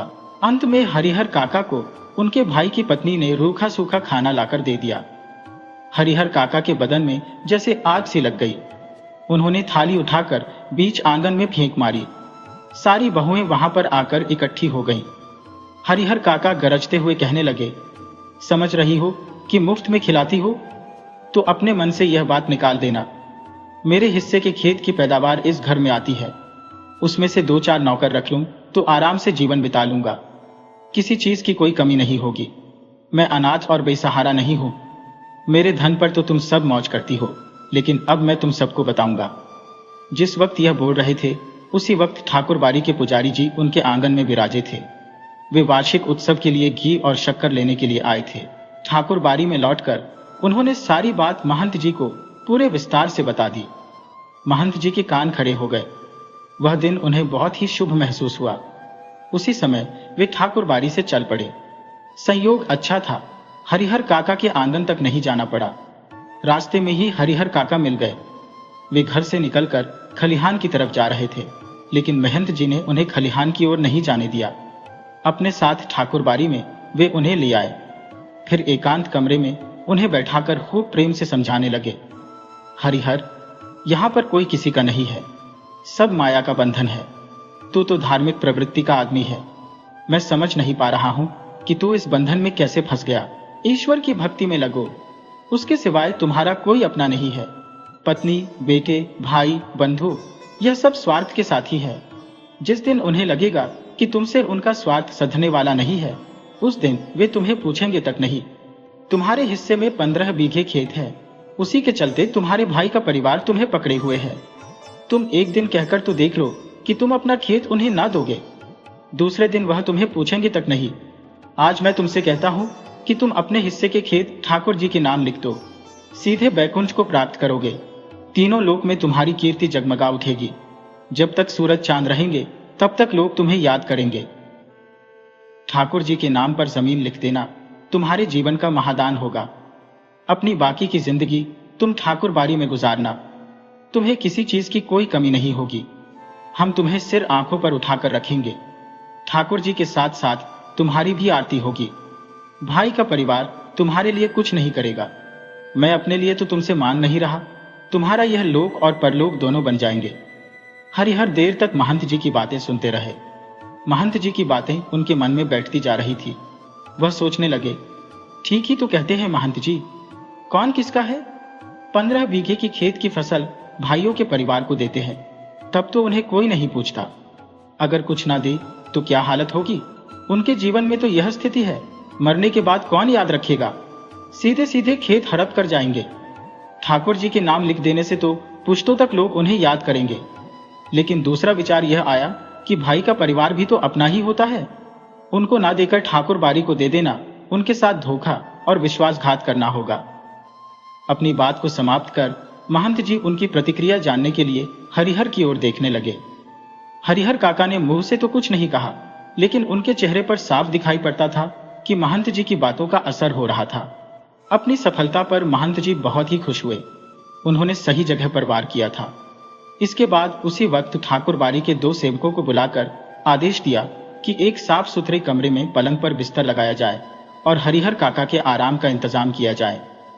हरिहर काका के भाई जब खलिहान से लौटे तो उन्हें इस दुर्घटना का पता चला। पहले तो वे अपनी पत्नियों पर खूब बरसे और फिर एक जगह बैठकर सोचने लगे। किसी व्यक्ति ने उनसे कुछ भी नहीं कहा था। महंत जी ने हरिहर काका को क्या क्या समझाया है, इसकी भी जानकारी उन्हें नहीं थी, लेकिन इसके बावजूद उनका मन शंकालु और बेचैन हो रहा था। दरअसल बहुत सारी बातें ऐसी ही होती हैं जिनकी जानकारी बिना बताए ही लोगों को मिल जाती है। शाम होते होते हरिहर काका के तीनों भाई ठाकुर बाड़ी जा पहुंचे। उन्होंने हरिहर काका को वापस घर चलने के लिए कहा। इससे पहले कि हरिहर काका कुछ कहते, महंत जी बीच में आए और कहने लगे, आज हरिहर को यहीं पर रहने दो। बीमारी से उठा है, इसका मन अशांत है। ईश्वर के दरबार में रहेगा तो शांति मिलेगी। लेकिन उनके भाई उन्हें घर ले चलने की जिद करने लगे। इस पर ठाकुर बाड़ी के बाकी लोग उन्हें समझाने लगे। वहां पर उपस्थित गांव के लोगों ने भी यही कहा, एक रात ठाकुर बाड़ी में रह जाएगा तो क्या हो जाएगा। आखिरकार भाइयों को निराश होकर वहां से लौटना पड़ा। रात में हरिहर काका को भोग लगाने के लिए तरह तरह के व्यंजन और मिष्ठान लाए गए। वैसे मिष्ठान तो उन्होंने कभी जिंदगी में नहीं खाए थे। घी में टपकते हुए मालपुए, रसगुल्ले, लड्डू, छेने की तरकारी, दही, खीर पुजारी जी ने स्वयं अपने हाथों से खाना परोसा। पास ही बैठे महंत जी धर्म चर्चा से मन को शांति पहुंचा रहे थे। एक ही रात में ठाकुर बाड़ी में जो सुख, शांति और संतोष पाया, वह हरिहर काका ने जीवन में कभी नहीं पाया था। इधर तीनों भाई रात भर सो नहीं सके। भावी आशंका उनके मन में चल रही थी। सोच रहे थे 15 बीघे खेत इसी गांव की उपजाऊ जमीन है, 2 लाख से अधिक की संपत्ति है। अगर हाथ से निकल गई तो फिर कहीं की नहीं रहेंगे। सुबह तड़के होते ही तीनों भाई दोबारा से ठाकुर बाड़ी जा पहुंचे। हरिहर काका के पांव पकड़कर वे रोने लगे, अपनी पत्नियों की गलती के लिए माफी मांगने लगे, खून के रिश्ते की माया फैलाई। हरिहर काका का दिल पसीज गया। वह वापस अपने घर लौट आए। लेकिन यह क्या, इस बार अपने घर पर जो बदलाव उन्हें मिला वह बहुत ही सुखद था। वे आश्चर्य में पड़ गए। घर के सभी लोग हरिहर काका की खातिरदारी और सेवा में लग गए। भाइयों की पत्नियां और बहुएं सभी उनकी सेवा में हमेशा तैयार थी। हरिहर काका आराम से आंगन में पड़े रहते। जिस किसी चीज की इच्छा होती आवाज लगाते और वह वस्तु हाजिर हो जाती। वे समझ गए थे कि यह सब महंत जी के चलते हो रहा है, इसीलिए महंत जी के प्रति उनके मन में आदर और श्रद्धा और भी ज्यादा बढ़ गई थी। अगले दिन जंगल की आग की तरह यह सारी घटना पूरे गांव में खबर की तरह फैल गई। हर तरफ बस यही चर्चा थी कि हरिहर काका को अपनी जमीन का क्या करना चाहिए। कुछ लोग कहते कि हरिहर काका को अपनी जमीन ठाकुर जी के नाम लिख देनी चाहिए, लेकिन इससे उल्टा कुछ लोग यह कहते कि भाई का परिवार भी तो अपना ही परिवार होता है, अपनी जायदाद उन्हें ना देना उनके साथ अन्याय होगा। जितने मुंह उतनी बातें होती रही। ऐसा जबरदस्त मसला पहले कभी नहीं मिला था, इसीलिए लोग चुप नहीं रहना चाहते थे। अपने अपने तरीके से सभी लोग समाधान ढूंढ रहे थे। इधर सभी तरह की आशंकाओं से घिरे हुए हरिहर काका के भाई हरिहर काका से निवेदन करने लगे कि वे अपनी जमीन उन्हें लिख दें। उनके सिवाय उनका अपना है ही कौन। इस विषय पर हरिहर काका ने एकांत में काफी विचार किया। अंत में वे इस निष्कर्ष पर पहुंचे कि जीते जी अपनी जायदाद का स्वामी वह किसी और को नहीं बनाएंगे, चाहे वह अपना भाई हो या मंदिर का महंत ही क्यों ना हो। अपने गांव के इलाके में कुछ लोग ऐसे भी उन्हें याद आए जिन्होंने अपने जीते जी अपनी जायदाद अपने उत्तराधिकारियों को या किसी अन्य को लिख दी, लेकिन इसके बाद उनका जीवन कुत्ते का जीवन हो गया। उन्हें कोई पूछने वाला नहीं रहा। हरिहर काका बिल्कुल अनपढ़ व्यक्ति थे, फिर भी इस बदलाव को वे समझ सकते थे। इसीलिए उन्होंने यह निश्चय कर लिया कि जीते जी किसी को अपनी जमीन नहीं लिखेंगे। अपने भाइयों को समझा दिया, मैं मर जाऊंगा तो अपने आप ही मेरी जमीन तुम्हें मिल जाएगी। जमीन लेकर मैं जाऊंगा तो नहीं, इसलिए लिखवाने की क्या आवश्यकता है। उधर महंत जी भी हरिहर काका की टोह में रहने लगे। जहां कहीं एकांत में वे उन्हें मिलते तो कहते, देरी मत करो हरिहर, शुभ काम में देर नहीं करनी चाहिए। चलकर ठाकुर जी के नाम अपनी जमीन कर दो, फिर पूरी जिंदगी ठाकुर बाड़ी में आराम से रहना। मरोगे तो तुम्हारी आत्मा को ले जाने के लिए देवलोक से विमान आएंगे। लेकिन हरिहर काका ना हाँ कहते और ना ही ना कहते। न कहकर वह महंत जी का दिल दुखाना नहीं चाहते थे, क्योंकि भाइयों के परिवार से जो सुख और सुविधाएं उन्हें मिल रही थी वे महंत जी की कृपा से ही थी। और हाँ तो उन्हें कहना ही नहीं था, क्योंकि अपनी जिंदगी में अपनी जमीन उन्हें किसी को नहीं लिखनी। इस मुद्दे पर वे जागरूक हो गए थे, पर समय बीतने के अनुसार महंत जी की चिंताएं बढ़ती जा रही थी। जाल में फंसी हुई चिड़िया कहीं उड़ न जाए। महंत जी को लग रहा था कि हरिहर धर्म संकट में पड़ गया है। एक ओर वह चाहता है कि ठाकुर जी को लिख दो, किंतु दूसरी ओर भाई के परिवार की मोह माया के बंधन में वह फंसा हुआ है। ऐसी स्थिति में हरिहर का अपहरण करके जबरदस्ती उससे लिखवाने के अलावा कोई दूसरा रास्ता नहीं है। बाद में हरिहर स्वयं ही राजी हो जाएगा। असल में महंत जी लड़ाकू और दबंग किस्म के आदमी थे। उन्होंने हरिहर का अपहरण करने की योजना बना ली। अपनी योजना को पूरा करने के लिए वे जी जान से जुट गए। हालांकि इस बात के बारे में उन्होंने किसी से कुछ नहीं कहा। हरिहर काका के भाइयों को इसकी भनक तक नहीं थी। आधी रात के आसपास ठाकुर बाड़ी के कुछ सेवक हाथों में हथियार लिए हुए हरिहर काका के आंगन में आ धमके। हरिहर काका के भाई इस अचानक हुए हमले के लिए तैयार नहीं थे। इससे पहले कि वे कुछ कर पाते, आक्रमणकारी हरिहर काका को अपनी पीठ पर लादकर वहां से चंपत हो गए। गांव में किसी ने भी ऐसी घटना ना देखी और ना ही सुनी। सारा गांव जाग गया। सभी लोग हरिहर काका के भाइयों के साथ उन्हें ढूंढने निकले। उन्हें लगा कि यह महंत जी का काम है। वे दलबल के साथ ठाकुर बाड़ी जा पहुंचे, लेकिन वहां पर खामोशी और शांति नजर आई। उन्हें लगा यह काम महंत जी का नहीं है, बाहर के डाकुओं का है। वे अब फिरौती के रूप में मोटी रकम वसूल करेंगे। तभी ठाकुर बाड़ी के अंदर से बातचीत करने की आवाजें आने लगी। आवाज धीमी थी, लेकिन सबके कान खड़े हो गए। उन्हें यकीन हो गया कि हरिहर काका अंदर ही है। अब क्या था? वे सभी ठाकुर बाड़ी का फाटक पीटने लगे। तभी ठाकुर बाड़ी के अंदर से गोलियां चलने लगी। सभी लोग घबराकर वहां से भागे। हरिहर काका के भाई उसी समय थाने जा पहुंचे। इधर ठाकुर बाड़ी के अंदर महंत जी और उनके कुछ विश्वसनीय आदमी मौजूद थे, जो सादे और लिखे हुए कागजों पर अनपढ़ हरिहर काका के अंगूठे के निशान जबरदस्ती ले रहे थे। हरिहर काका महंत जी के इस व्यवहार से जैसे आसमान से जमीन पर आ गिरे थे। उन्होंने कभी सपने में भी नहीं सोचा था कि महंत जी इस प्रकार का काम करेंगे। जिस महंत को वह आदर और श्रद्धा से देखते थे, उन्हें वह अब दुराचारी और पापी नजर आने लगे थे।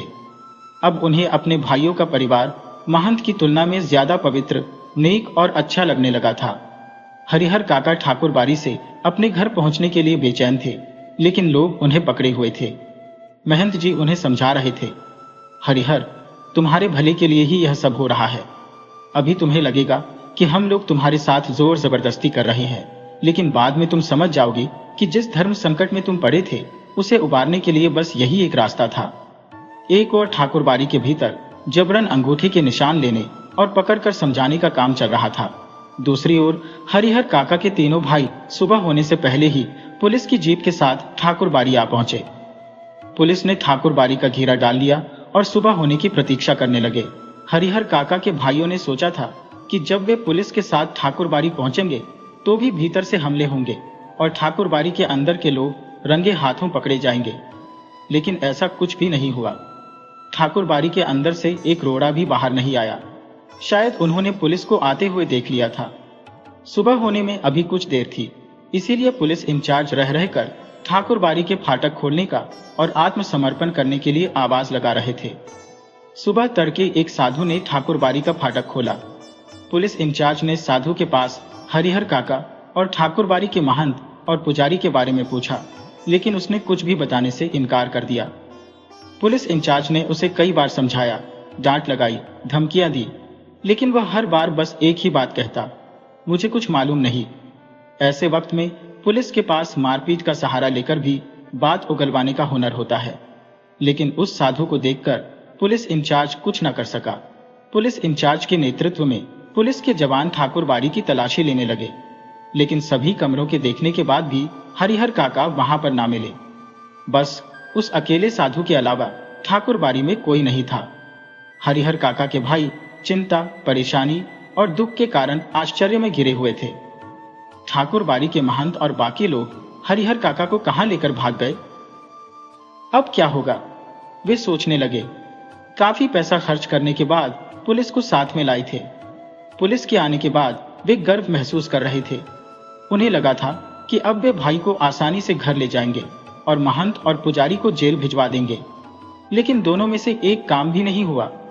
ठाकुर बाड़ी के जो कमरे खुले थे, उनकी तलाशी तो ले ली गई। बाद में एक कमरा ऐसा था जिसके बाहर बड़ा सा ताला लगा था। पुलिस और हरिहर काका के भाई वहीं पर इकट्ठा हो गए। उस कमरे की चाबी मांगी गई तो साधु ने साफ मना कर दिया कि चाबी मेरे पास नहीं है। जब उससे पूछा गया कि इस कमरे में क्या है, तो उसने जवाब दिया, अनाज है।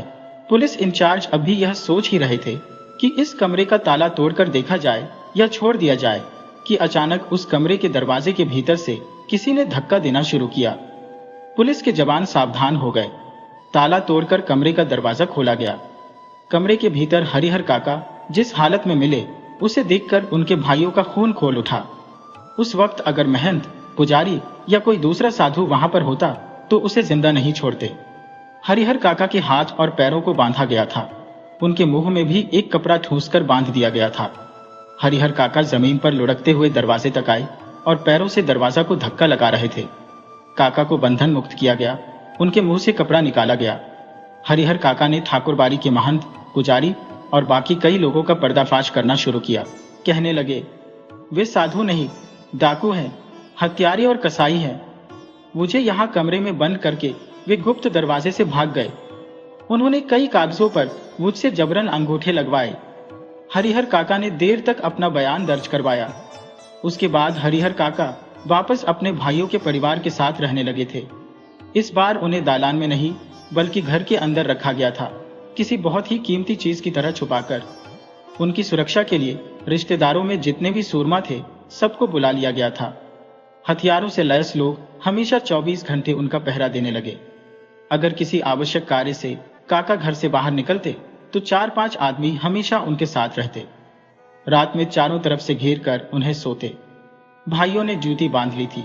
आधे लोग सोते तो आधे लोग जागकर पहरा देते।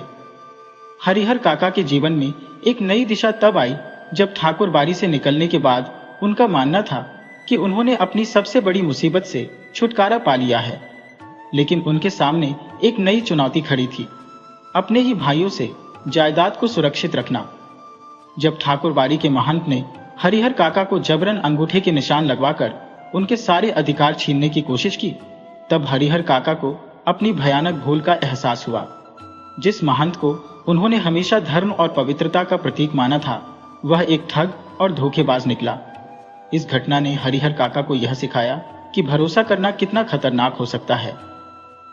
गांव वालों ने जब देखा कि ठाकुर बाड़ी के साधु महंत और हरिहर काका के भाइयों ने किस तरह से हरिहर काका के साथ दुर्व्यवहार किया, तो वे हरिहर काका के प्रति सहानुभूति दिखाने लगे। लेकिन हरिहर काका को अब समझ में आ गया था कि उनके अपने ही भाई उनके साथ क्यों अचानक इतनी भक्ति और सेवा करने लगे थे। यह सब उनके जायदाद के लिए था, न कि उनके प्रति सच्ची भावनाओं के कारण। हरिहर काका ने अब निर्णय कर लिया था कि वे न तो महंत को और न ही अपने भाइयों को अपनी संपत्ति देंगे। वे अपनी जायदाद का मालिकाना हक किसी भी कीमत पर नहीं छोड़ेंगे। उन्होंने अपने भाइयों और महंत दोनों से ही दूरी बनाकर रखना शुरू कर दिया। हरिहर काका के भाइयों ने जब देखा कि उनके सारे प्रयास विफल हो रहे हैं, तो उन्होंने सीधे सीधे धमकी देने और हिंसा का सहारा लेना शुरू किया। एक रात भाइयों ने हथियारों के साथ हरिहर काका को घेर लिया और जबरन दस्तावेजों पर हस्ताक्षर करने के लिए मजबूर किया। लेकिन हरिहर काका ने साहस के साथ इस चुनौती का सामना किया और स्पष्ट शब्दों में कह दिया कि वे जीते जी अपनी जमीन किसी को नहीं देंगे। इस घटनाक्रम के बाद पुलिस की सुरक्षा में रहना हरिहर काका के लिए अनिवार्य हो गया।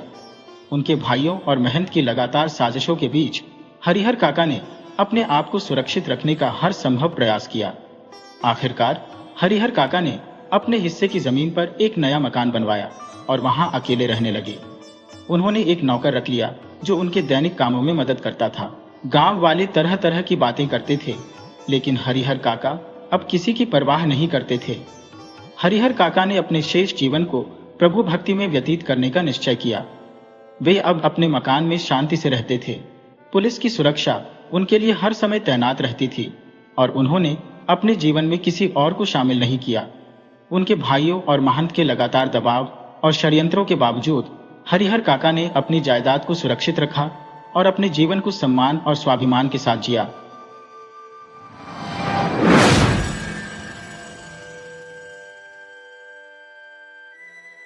एक गांव में एक दीनहीन लकड़हारा निवास करता था।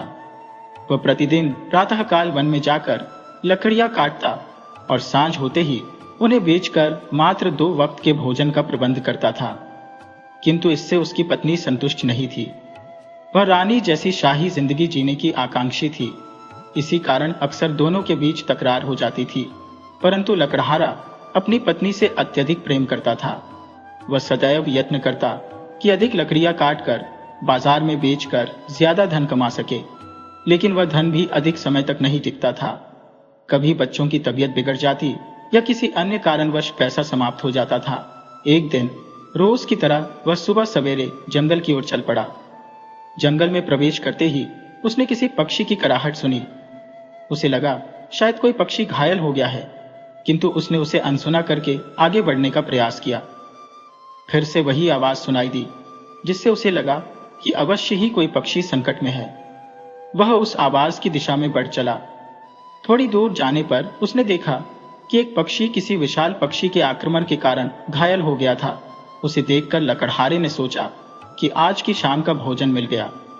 जैसे ही वह उस पक्षी के पास पहुंचा, उस पक्षी ने उसकी मंशा भांप ली और विनती करने लगा, हे पावन प्राणी, मुझ पर कृपा करो। मैं भी तुम्हारी तरह जीना चाहती हूँ। कृपया मेरे प्राणों की रक्षा करो। पक्षी को अपनी भाषा में बोलते देख लकड़हारा चौंक गया और बोला, तुम कौन हो और हमारी भाषा कैसे बोल रही हो?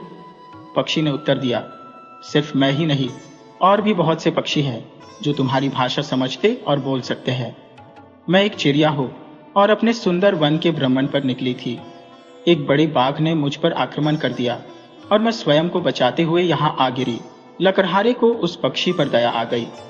उसने पक्षी के घाव को जल से धोया, फिर जंगल में उगे कुछ औषधियों को तोड़कर पीसकर उसके घाव पर लगाया और पट्टी बांध दी। उसने उस पक्षी को अपने साथ बाजार ले जाने का निश्चय किया। बाजार में लकड़ियां बेचने के बाद जो पैसा मिला, उससे घर के लिए कुछ सामान और फल खरीदे और पक्षी के लिए भी कुछ खाने की चीजें ली। घर पहुंचते ही उसकी पत्नी ने पूछा, क्या आप वह सामान लाए जो मैंने मंगवाया था? लकड़हारे ने थैली उसकी ओर बढ़ाते हुए कहा, हाँ भाग्यवान, यह रहा तुम्हारा सामान। तभी उसकी पत्नी की नजर उसके कंधे पर बैठी सोन चिड़ैया पर पड़ी। वह बोली, यह क्या है? आपने इस चिड़िया को कंधे पर क्यों बैठा रखा है? लकड़हारा बोला, यह हमारे घर की मेहमान है। उसकी पत्नी कहने लगी, सठिया तो नहीं गए हो? मेहमान तो रिश्तेदार होते हैं, जानवरों को भी अब मेहमान बना लिया। लकड़हारा चुपचाप उसकी बातें सुनता रहा। उसकी पत्नी बोली, लाइए, मुझे दीजिए इस चिड़िया को, आज इसे ही भोजन बना लेंगे। तभी लकड़हारा बोला, चुप रहो। तभी चिड़िया बोल पड़ी, कृपया मुझ पर दया कीजिए, मुझे जीने की इच्छा है। अतिथि देवो भव, कृपया मुझ पर दया कीजिए। सोन चिड़ैया को बोलते देख उसकी पत्नी रत्ना आश्चर्यचकित हो गई और बोली, अरे, यह चिड़िया तो हमारी भाषा भी बोल सकती है। तब लकड़हारा बोला, हाँ, इसका नाम सोन चिड़ैया है। ये सुंदर वन से भ्रमण पर निकली थी, किंतु एक दुष्ट पक्षी के आक्रमण से घायल हो गई, इसलिए मैंने इसे यहाँ अपने साथ लाया हो।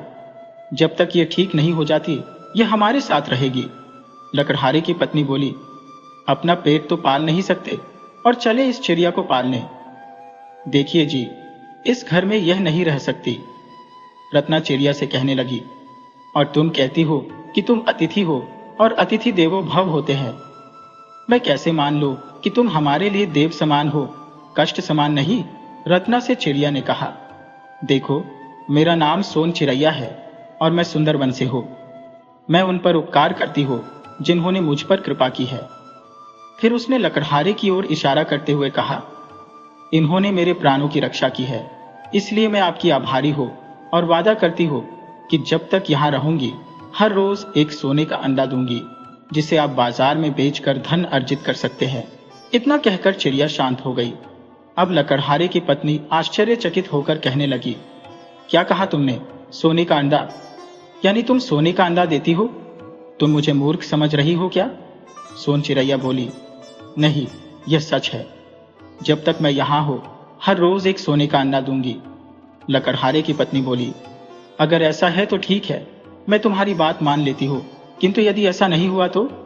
सोन चिड़ैया ने कहा, तो आप जो सजा देंगी मुझे मंजूर है। लकड़हारे की पत्नी ने कहा, अच्छा, ठीक है, और उसकी बात मानकर चिड़िया को वहीं रहने की अनुमति दे दी। लकड़हारा चिड़िया के विश्राम की व्यवस्था करता है, लेकिन उसकी पत्नी को अब भी विश्वास नहीं हो रहा था कि एक चिड़िया सोने का अंडा कैसे दे सकती है। उसे इंतजार था तो बस अगले दिन का, जिससे उसके सारे सवालों के जवाब मिल सकते थे। रात को लकड़हारे की पत्नी ने सभी को भोजन दिया और सोने चली गई। सुबह होते ही वह दौड़कर सोन चिड़ैया के पास गई और देखा कि सोन चिड़ैया ने सच में एक सोने का अंडा दिया है। लकड़हारे की पत्नी को अपनी आंखों पर विश्वास नहीं हो रहा था। सोन चिड़ैया बोली, देखो, मैंने अपने वचन के अनुसार आज एक सोने का अंडा दिया है, इससे आप बाजार में बेचकर कुछ धन अर्जित कर सकते हैं। आज लकड़हारे की पत्नी सच में ही हैरान थी, फिर भी सोने का अंडा देखकर बहुत खुश हो गई थी। इतनी खुशी जैसे उसकी हर मुराद पूरी हो जाएगी। उसने तुरंत वह अंडा लिया और बाजार की ओर चल दी। सोन चिड़ैया उसे जाते हुए देखती रही। लकड़हारे की पत्नी बहुत खुश थी। गांव से थोड़ी दूर पर बाजार था। लकड़हारे की पत्नी उस अंडे को लेकर एक साहूकार की दुकान पर गई। साहूकार उस अंडे को देखकर बड़ा अचंभित हुआ। उसे सच में अपनी आंखों पर विश्वास नहीं हो रहा था। वह अपनी आंखों को मलते हुए फिर से उस सोने के अंडे को बारीकी से जांचता है। अंडा वास्तव में सोने का ही था और काफी मुलायम भी। उसे ऐसा लग रहा था कि सच में वह सोने के अंडे वाली मुर्गी की कहानी सच है। रत्ना बोली, मैंने अपने कहे अनुसार सोने का अंडा लिया है। अब तुम अपने वादे अनुसार मुझे इसकी कीमत दो।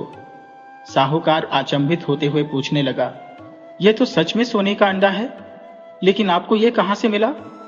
इस पर लकड़हारे की पत्नी ने कहा, कहीं से भी लाई हो, इससे तुम्हें क्या मतलब?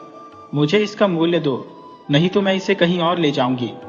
साहूकार बोला, अरे देवी जी, इतना क्रोध क्यों? मैं इसका मूल्य देता हूं। इतना कहकर साहूकार ने तिजोरी से 60 मुद्राएं रत्ना को दे दी। रत्ना ने मुद्राएं लेकर कहा, मैं कल फिर एक सोने का अंडा लेकर आऊंगी। ये सुनकर साहूकार को विश्वास नहीं हुआ और वह अंडे का पुनः निरीक्षण करने लगा। इस बार भी वही परिणाम मिला। इस सचमुच में सोने का अंडा था। लकड़हारे की पत्नी बाजार से कीमती वस्त्र और आभूषण लेकर घर आई, जिससे लकड़हारे को अच्छा नहीं लगा। उसे लगा कि अगर उसने कुछ कहा तो बात बिगड़ जाएगी। वह तो बस चाहता था कि सोन चिरैया जल्दी से ठीक हो जाए और अपने घर चली जाए। अगले दिन लकड़हारे की पत्नी ने सोन चिरैया का दिया हुआ एक और अंडा लिया और साहूकार के पास जाकर 60 मुद्राएं प्राप्त की। अब लकड़हारे की पत्नी रोज एक सोने का अंडा लेकर आती थी। साहूकार को यह बात हजम नहीं हो रही थी, इसलिए उसने कई बार पूछने की कोशिश की, लेकिन लकड़हारे की पत्नी हर बार टाल देती थी।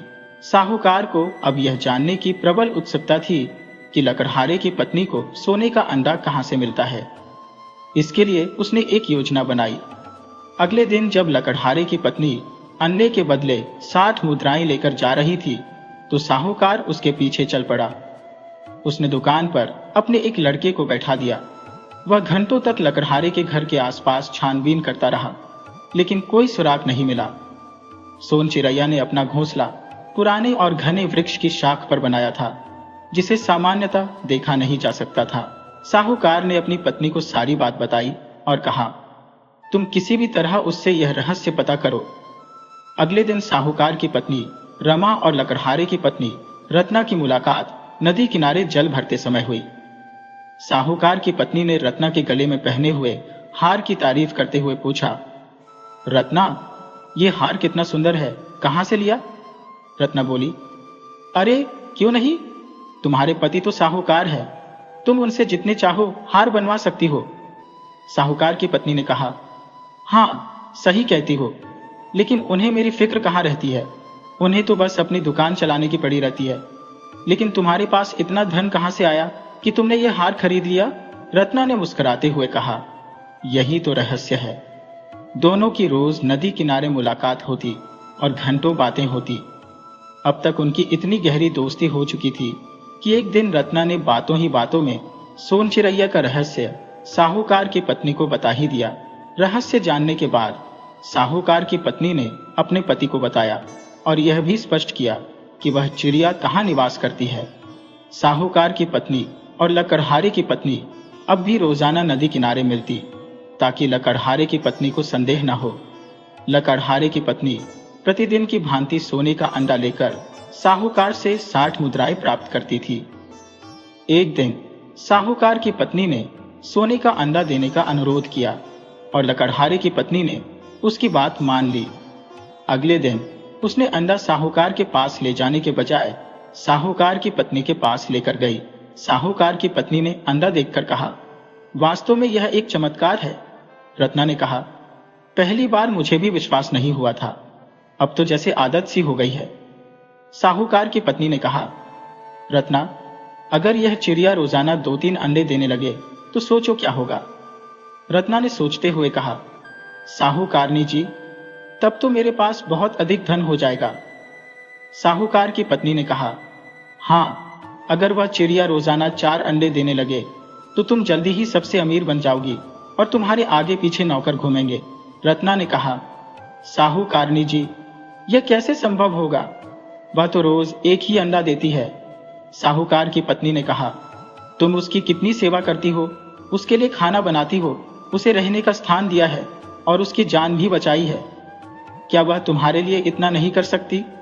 रत्ना ने कहा, साहूकारनी, एक अंडा देने वाली चिड़िया 3-4 अंडे कैसे दे सकती है? यह संभव नहीं है। साहूकार की पत्नी ने कहा, अगर वह चिड़िया तुम्हें रोजाना अंडे देती है तो यह साधारण चिड़िया नहीं हो सकती। रत्ना ने कहा।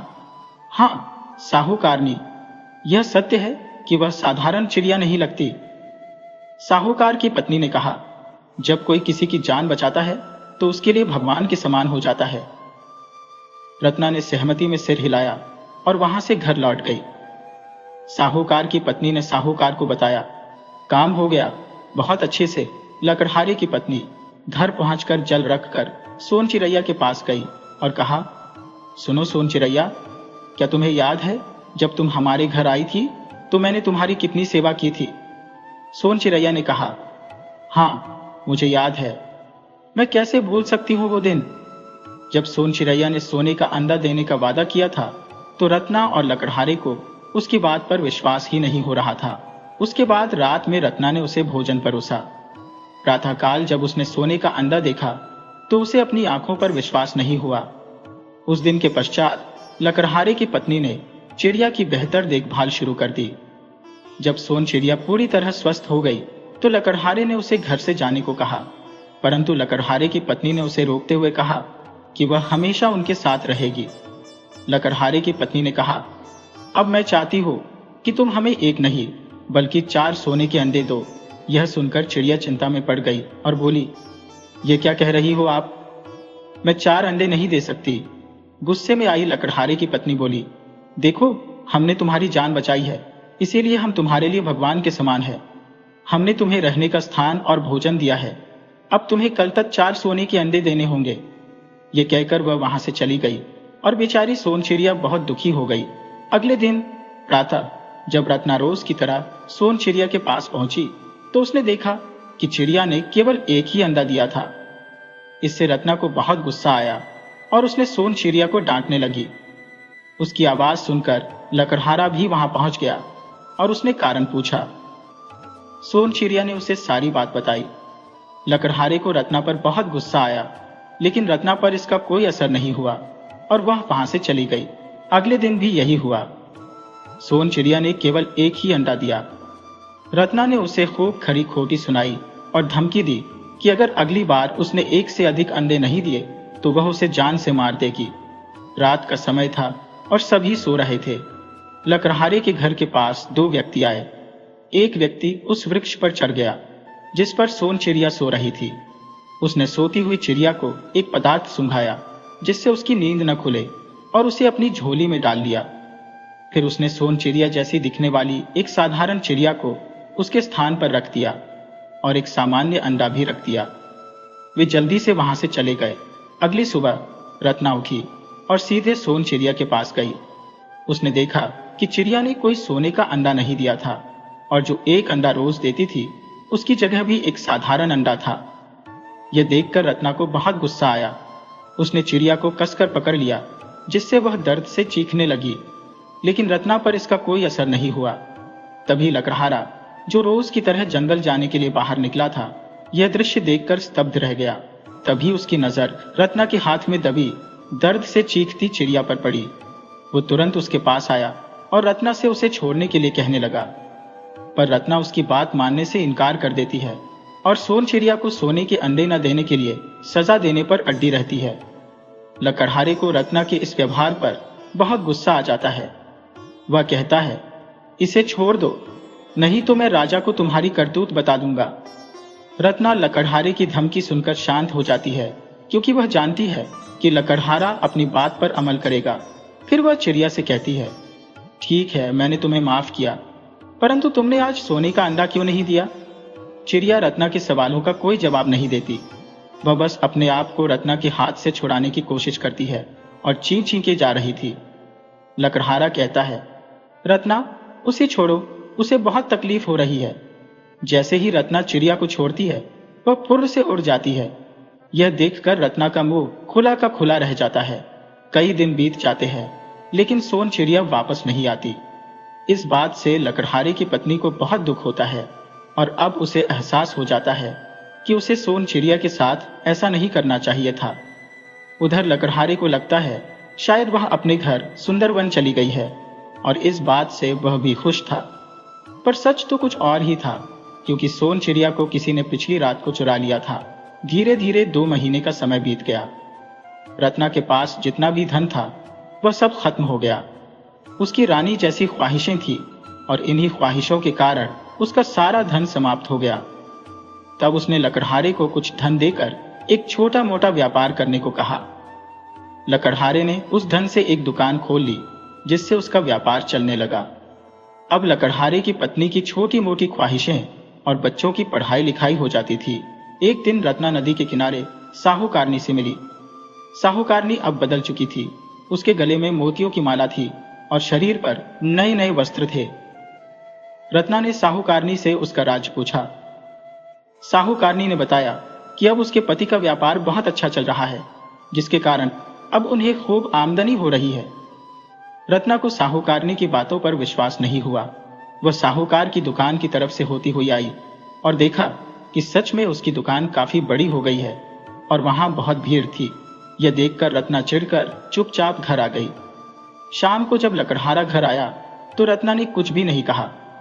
लकड़हारा रत्ना के रवैये से समझ गया कि उसके मन में कोई बात है। उसने चुपचाप खाना खाया। काफी देर चुप्पी रहने के बाद रत्ना बोली, ऐसे चुप क्यों हो? खाना बढ़िया नहीं बना? लकड़हारा बोला, नहीं, ऐसा नहीं है, खाना अच्छा बना है। फिर रत्ना ने कहा, फिर ऐसे चुप क्यों हो? लकड़हारा बोला, रत्ना, क्या हुआ? क्या बात है जो तुम्हें परेशान कर रही है? रत्ना ने लकड़हारे को सारी बातें बता दी जो उसने साहूकारनी से सुनी और देखी थी। सब सुनने के बाद लकड़हारा कहता है, तुम छोटी छोटी बातों पर परेशान होती हो।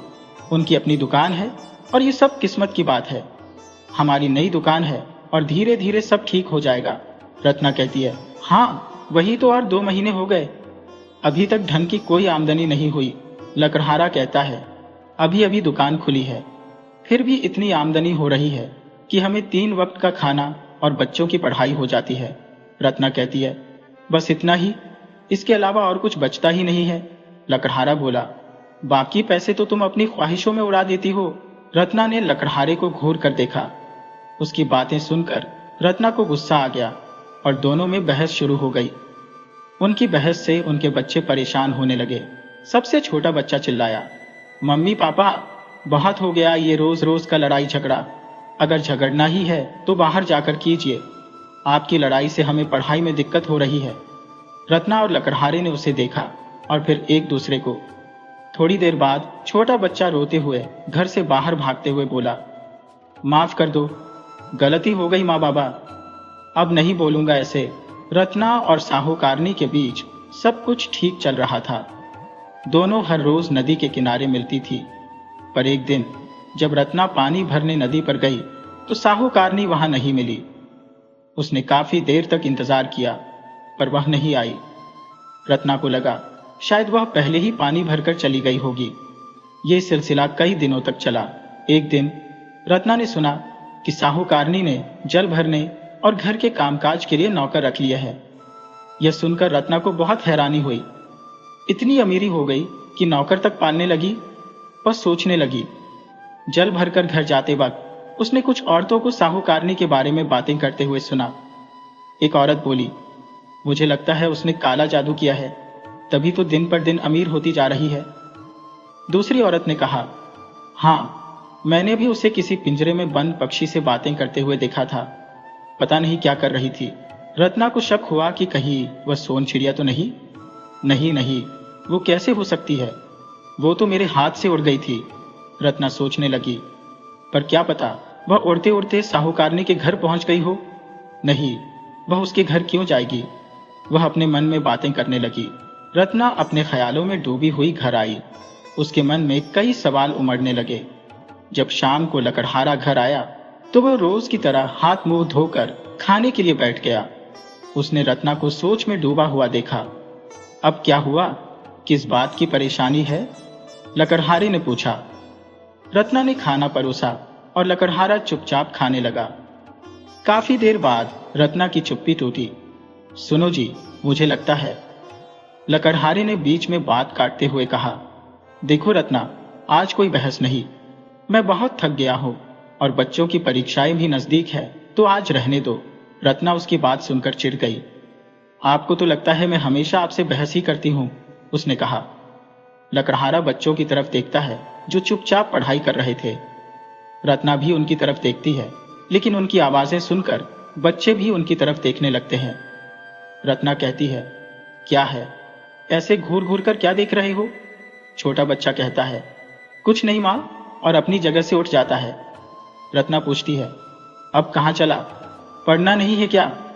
छोटा बच्चा बोला, आप लोग झगड़ने वाले हो ना, इसलिए हम बाहर जा रहे हैं, ताकि आप लोग आराम से झगड़ लो और हमें कोई परेशानी ना हो।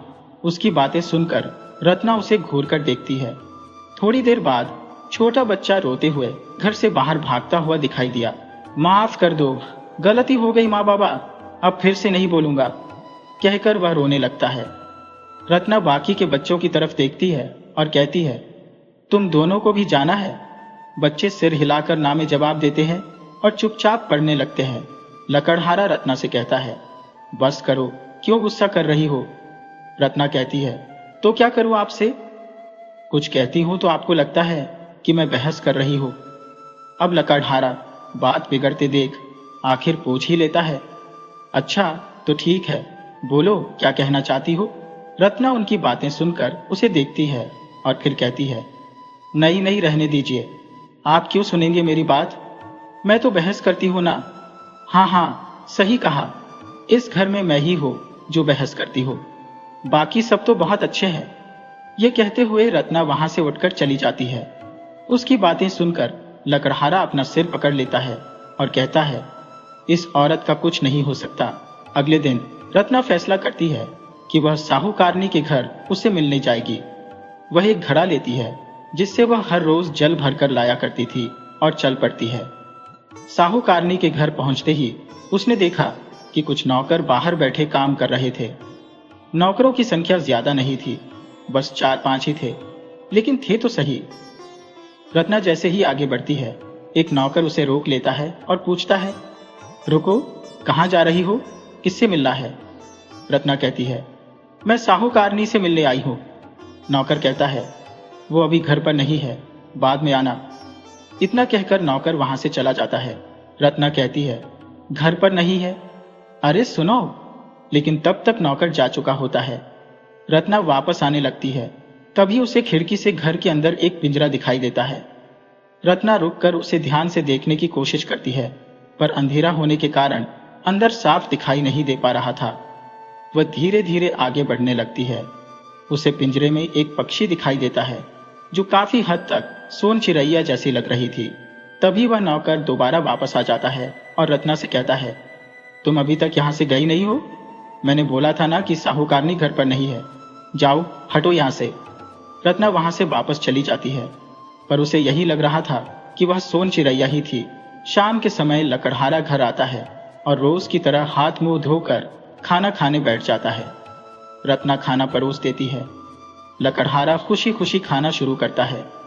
आज उसके चेहरे पर खुशी के भाव थे, और हो भी क्यों ना, आज उसकी दुकान पर राजमहल से खरीदारी जो हुई थी। जिस दुकान पर राजमहल से खरीदारी होती है, उसकी तो शोभा और बढ़ जाती है। रत्ना ने लकड़हारे के चेहरे पर खुशी के भाव देखे तो कारण पूछा।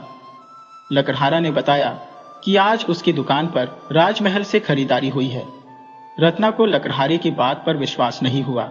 उसे लगा कि उसका पति उसे सिर्फ बहलाने के लिए कह रहा है। रत्ना कहने लगी, आपने झूठ बोलना कब सीख लिया? भला राजमहल के लोग छोटी मोटी दुकानों पर खरीदारी कब से करने लगे? लकड़हारे को पता था कि रत्ना उसकी बातों पर विश्वास नहीं करेगी, इसलिए वह खरीदारी में मिले राजमहल के सिक्के अपनी पत्नी रत्ना को दिखाता है। जैसे ही रत्ना उसे देखती है, उसके होश उड़ जाते हैं।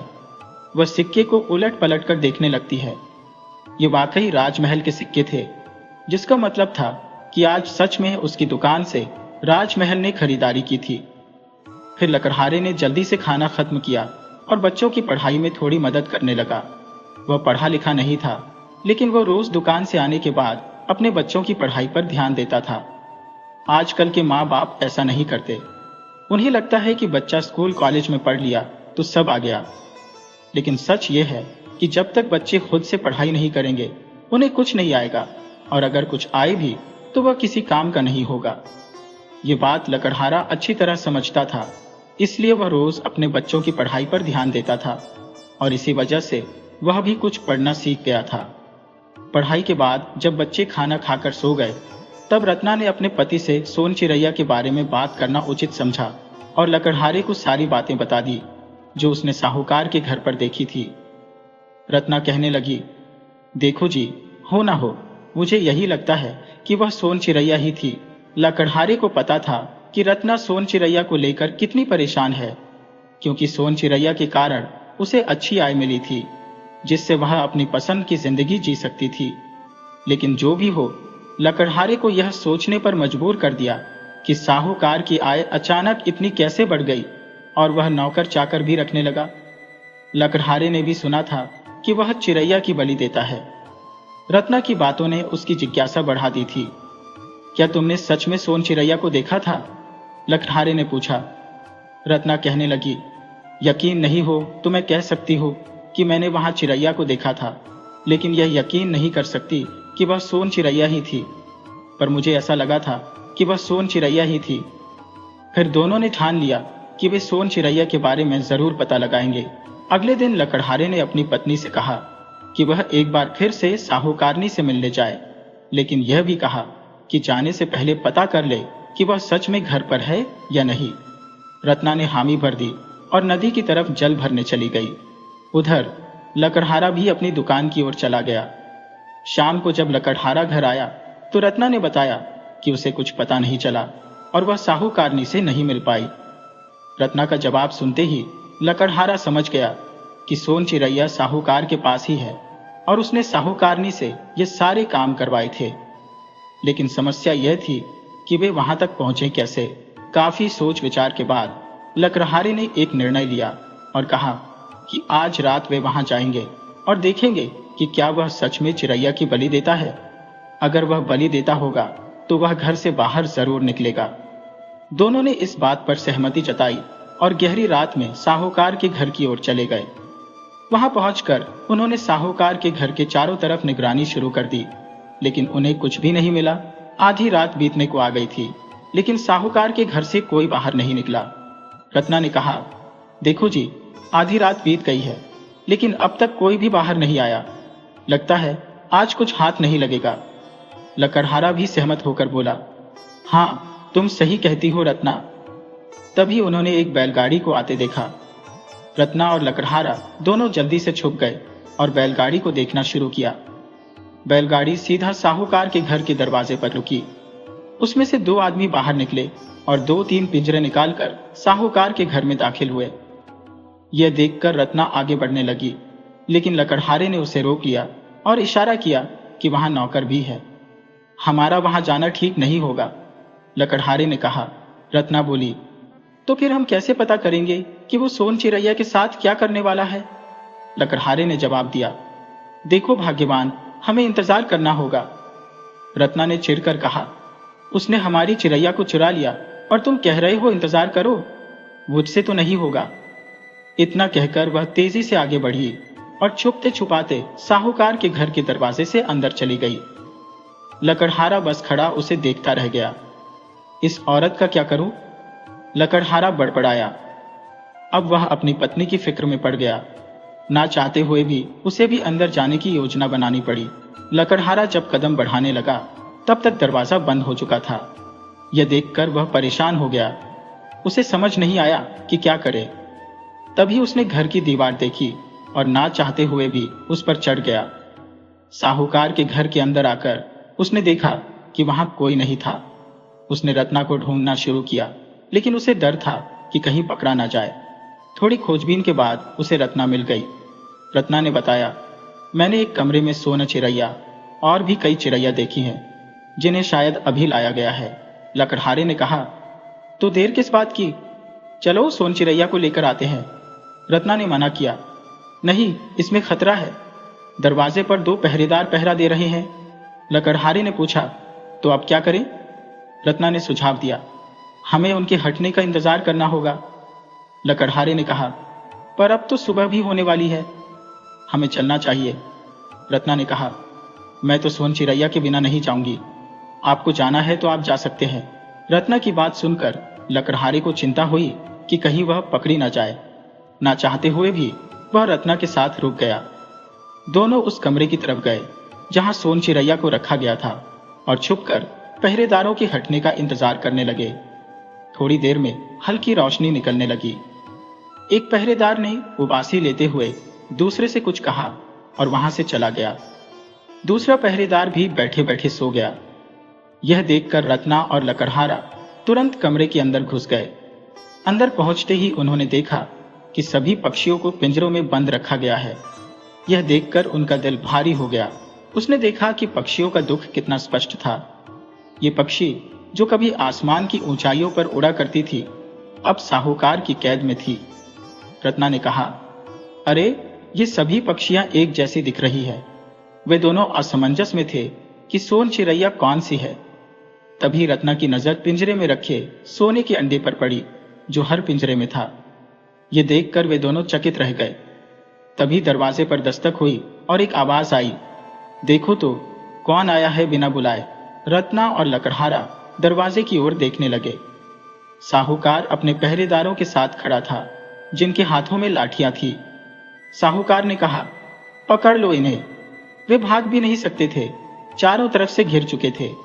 दो नौकर उनके पास आए और इतने में रत्ना ने 2-3 पिंजरों को खोल दिया जिससे कुछ पक्षी आजाद होकर उड़ गए।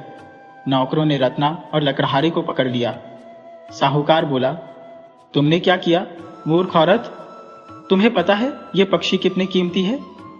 रत्ना ने जवाब दिया, हाँ, इसलिए तो मैंने उन्हें आजाद किया।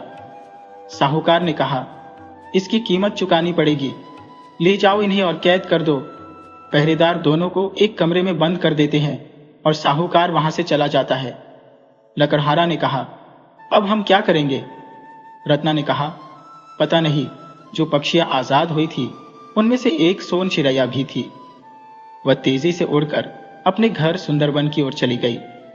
सोन चिरैया ने कहा, हमें जल्दी से जल्दी वहां पहुंचना होगा और अपने पिता को आगाह करना होगा, वरना ये दुष्ट मानव हम सभी पक्षियों को कैद कर लेंगे। दूसरी चिरैया ने कहा, हाँ, तुम सही कहती हो सोन चिरैया, मुझे नहीं पता था कि ये मानव इतने दुष्ट होते हैं।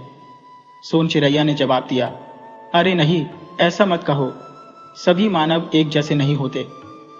वे दोनों तेजी से अपनी मंजिल की ओर बढ़ती रही। इधर साहूकार ने रत्ना और लकड़हारे को एक कमरे में बंद कर दिया। सुबह होने पर रत्ना के बच्चे जागे और अपने माता पिता को घर में नहीं पाया। उन्हें लगा कि वे कहीं गए होंगे और कुछ देर में वापस आ जाएंगे। वे रोज की तरह तैयार होकर स्कूल जाने के लिए तैयार हो गए। काफी समय बीत गया और उन्हें चिंता होने लगी कि उनके माता पिता अब तक क्यों नहीं लौटे। अंततः वे अपने माता पिता को खोजने निकल पड़े। सोन चिरैया अपने घर सुंदरवन पहुंच चुकी थी। वहां हर रोज कई चिरैया गायब हो रही थी जिससे सभी पक्षी घबराए हुए थे। सोन चिरैया ने अपने साथियों के साथ सीधे अपने पिता, जो वहां के राजा थे, के पास जाकर पूरी घटना सुनाई। उसने साहूकार से कैसे बचाया यह भी बताया। राजा ने सभी पक्षियों को अपने अपने घर में रहने की सलाह दी और कहा, जब तक हम बाकी चिरैया को छुड़ाकर वापस नहीं लाते तब तक कोई भी चिरैया बाहर नहीं निकलेगी। उसके बाद वे अपनी चिड़ियों की सेना के साथ उस गांव की ओर चल पड़े जहां उन परिंदों को कैद किया गया था, जिनमें शौन चिरैया भी शामिल थी। परंतु राजा ने उसे साथ आने से मना कर दिया। कहते हैं, सोन चिरैया, तुम हमारे साथ नहीं आ सकती, वहां बहुत खतरा है। सोन चिरैया कहती है, पिताजी, मेरी जान मेरे एक मित्र ने बचाई थी, अब मेरी बारी है उसकी रक्षा करने की, कृपया मुझे मना ना करें। अंततः राजा को चिड़िया की बात माननी पड़ी और वे सभी गांव की ओर बढ़ चले। इधर रत्ना के बच्चे अपने माता पिता को ढूंढ रहे थे। रास्ते में जो भी मिलता उनसे एक ही सवाल पूछते, क्या आपने हमारे माता पिता को कहीं देखा है? ढूंढते ढूंढते जब उन्हें उनके माता पिता नहीं मिले तो वे रोने लग गए। तभी एक आदमी उनके पास आया और बोला, अगर तुम्हारे माता पिता खो गए हैं तो तुम्हें राजमहल जाना चाहिए। राजा के पास जरूर पता होगा कि तुम्हारे माता पिता कहाँ हैं। उधर साहूकार का एक नौकर उनकी बातें सुनकर भागता हुआ साहूकार के पास पहुंचा। उसने साहूकार से कहा, मालिक, गड़बड़ हो गई है, वह लकड़हारे के बच्चे उन्हें ढूंढते हुए राजमहल जा रही हैं। साहूकार ने कहा, क्या? नौकर बोला, हाँ मालिक, उनके साथ एक आदमी भी है। साहूकार ने उसे बताया कि क्या करना है और फिर वहां से चला गया। इधर रत्ना और लकड़हारे को 2 नौकर खाना देकर चले गए। वे दोनों खाना तो नहीं खाना चाहते थे, पर भूख के कारण खुद को रोक नहीं पाए और खाने लगे। खाना खाने के थोड़ी देर बाद दोनों को नींद आने लगी और वे सो गए। फिर वही दोनों नौकर आए और कुछ अन्य लोगों के साथ मिलकर रत्ना और लकड़हारे को कहीं और ले जाने लगे। इधर रत्ना के बच्चे उस आदमी के साथ राजमहल की ओर जा रहे थे। तभी साहूकार उनके पास आ गया। साहूकार ने कहा, बच्चों, तुम यहाँ हो? आदमी ने पूछा, आप कौन हैं? साहूकार बोला, मैं इन बच्चों के पिता का दोस्त हूँ। मैं तुम्हें घर पर ढूंढ रहा था और तुम नहीं मिले। एक बच्चा बोला, हमें नहीं पता हमारे माता पिता कहाँ चले गए हैं, हम उन्हें ढूंढ रहे हैं। साहूकार ने कहा, वे लोग मेरे घर पर हैं, कुछ काम के सिलसिले में आए थे, चलो मैं तुम्हें उनसे मिलवाता हूँ। फिर साहूकार उन बच्चों को लेकर अपने घर की ओर चल पड़ा, जहां उनके माता पिता को कैद कर रखा था। उधर सोन चिरैया, उसके पिता और चिड़ियों की सेना तेजी से उस गांव की ओर बढ़ रहे थे। उन्हें कुछ लोग दिखाई दिए जो उसी वन की ओर बढ़ रहे थे। उनके हाथों में कुछ सामान भी था, जिससे यह पता लगाना आसान हो गया कि वे फिर से चिड़ियों को पकड़ने आए थे। उन्हें देखते ही राजा चिड़िया ने अपनी सेना को उन पर आक्रमण करने का आदेश दिया और पलक झपकते ही सेना ने उन पर धावा बोल दिया। ऐसे अचानक हुए हमले से वे सभी अपना बचाव करने में असमर्थ हो जाते हैं और उन्हें वहां से भागना पड़ता है। चिड़िया भी उनके पीछे पीछे अपने लक्ष्य की ओर बढ़ने लगती है। चिड़ियों को इस तरह पीछा करते देख वे सभी कार के नौकर दुम दबाकर अपनी पूरी ताकत से भागने लगते हैं। इधर साहूकार लकड़हारे के बच्चों को लेकर एक गुफा के पास आता है, जहां उसने एक कैदखाना बना रखा था। तब तक बच्चों के माता पिता होश में आ जाते हैं और अपने बच्चों की आवाज सुनकर उठते हैं।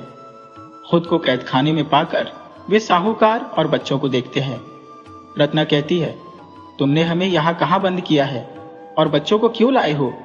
साहूकार कहता है, क्योंकि ये तुम्हें ढूंढ रहे थे, सोचा कि तुम लोगों को मिलवा दो। फिर साहूकार उन बच्चों को भी कैदखाने में कैद कर देता है और वहां से चला जाता है। गांव के लोग अपने रोजमर्रा के कामों में लगे हुए थे और बाजार पूरी तरह से लोगों से भरा हुआ था। तभी वहां कुछ लोगों का शोर गूंजता है, भागो भागो, मौत आई है, भागो। और आसमान से चिड़ियों की सेना दिखती है जो वहां पर धावा बोल देती है। गांव का बाजार जो शांति से व्यापार में लीन था, अब डर और खौफ से भगदड़ मच जाती है। यह खबर दरगाह के राजमहल में राजा तक तुरंत पहुंचती है कि कुछ चिड़ियों की सेना ने राज्य पर हमला कर दिया है। यह खबर सुनते ही राजा को यकीन नहीं होता। अगले ही पल वह बिना एक पल गंवाए अपने कुछ खास सैनिकों के साथ बाजार की तरफ चल देते हैं। वहां पहुंचते ही वह तुरंत अपने रथ से उतरकर राजा चिड़िया को आवाज देते हैं। राजा चिड़िया, जो सबसे ऊपर उड़ते हुए मंजर को देख रहा था, राजा की आवाज सुनकर तुरंत उसके पास पहुंच जाता है। राज्य का राजा कहता है, आप यह सब क्यों कर रहे हैं? बंद कीजिए पक्षीराज। तब पक्षीराज कहते हैं, नहीं, क्योंकि ये सभी इसी के हकदार हैं। राजा पूछते हैं, ऐसा क्या अपराध हो गया कि आप यह सब कर रहे हैं? पक्षीराज कहते हैं, इन लोगों ने हमारे पक्षियों को बंदी बनाया हुआ है और हम उन्हें ले जाने के लिए आए हैं। जब तक ये हमारे पक्षियों को नहीं छोड़ देते, तब तक यह सब चलता रहेगा। राजा कहते हैं, अगर ऐसा है तो मैं आपके पक्षियों को ढूंढूंगा, पर पहले आप यह आक्रमण बंद कीजिए। पक्षीराज कहते हैं, मैं कैसे यकीन कर लूं? राजा कहते हैं, मैं वचन देता हूं। पक्षीराज अपने पंख उठाकर संकेत देते हैं कि पक्षी शांत हो जाए। राजा तुरंत अपने सैनिकों को आदेश देते हैं कि गुम हुए पक्षियों को तुरंत ढूंढा जाए।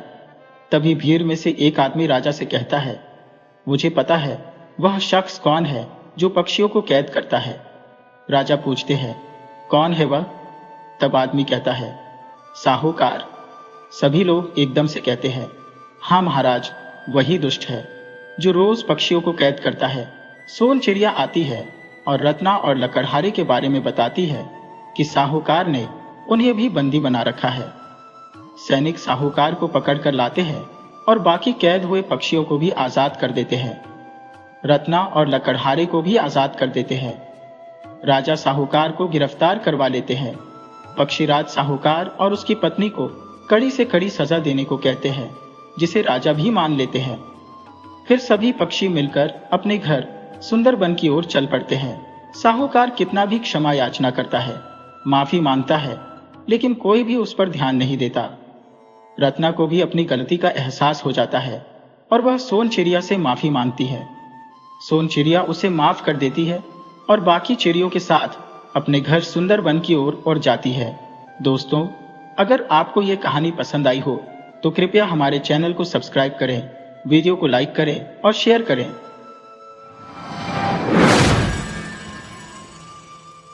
वीडियो अच्छी लगे हो तो इसे लाइक करें और ऐसी ही मज़ेदार कहानियों के लिए चैनल को सब्सक्राइब करें और बेल आइकन दबाएं।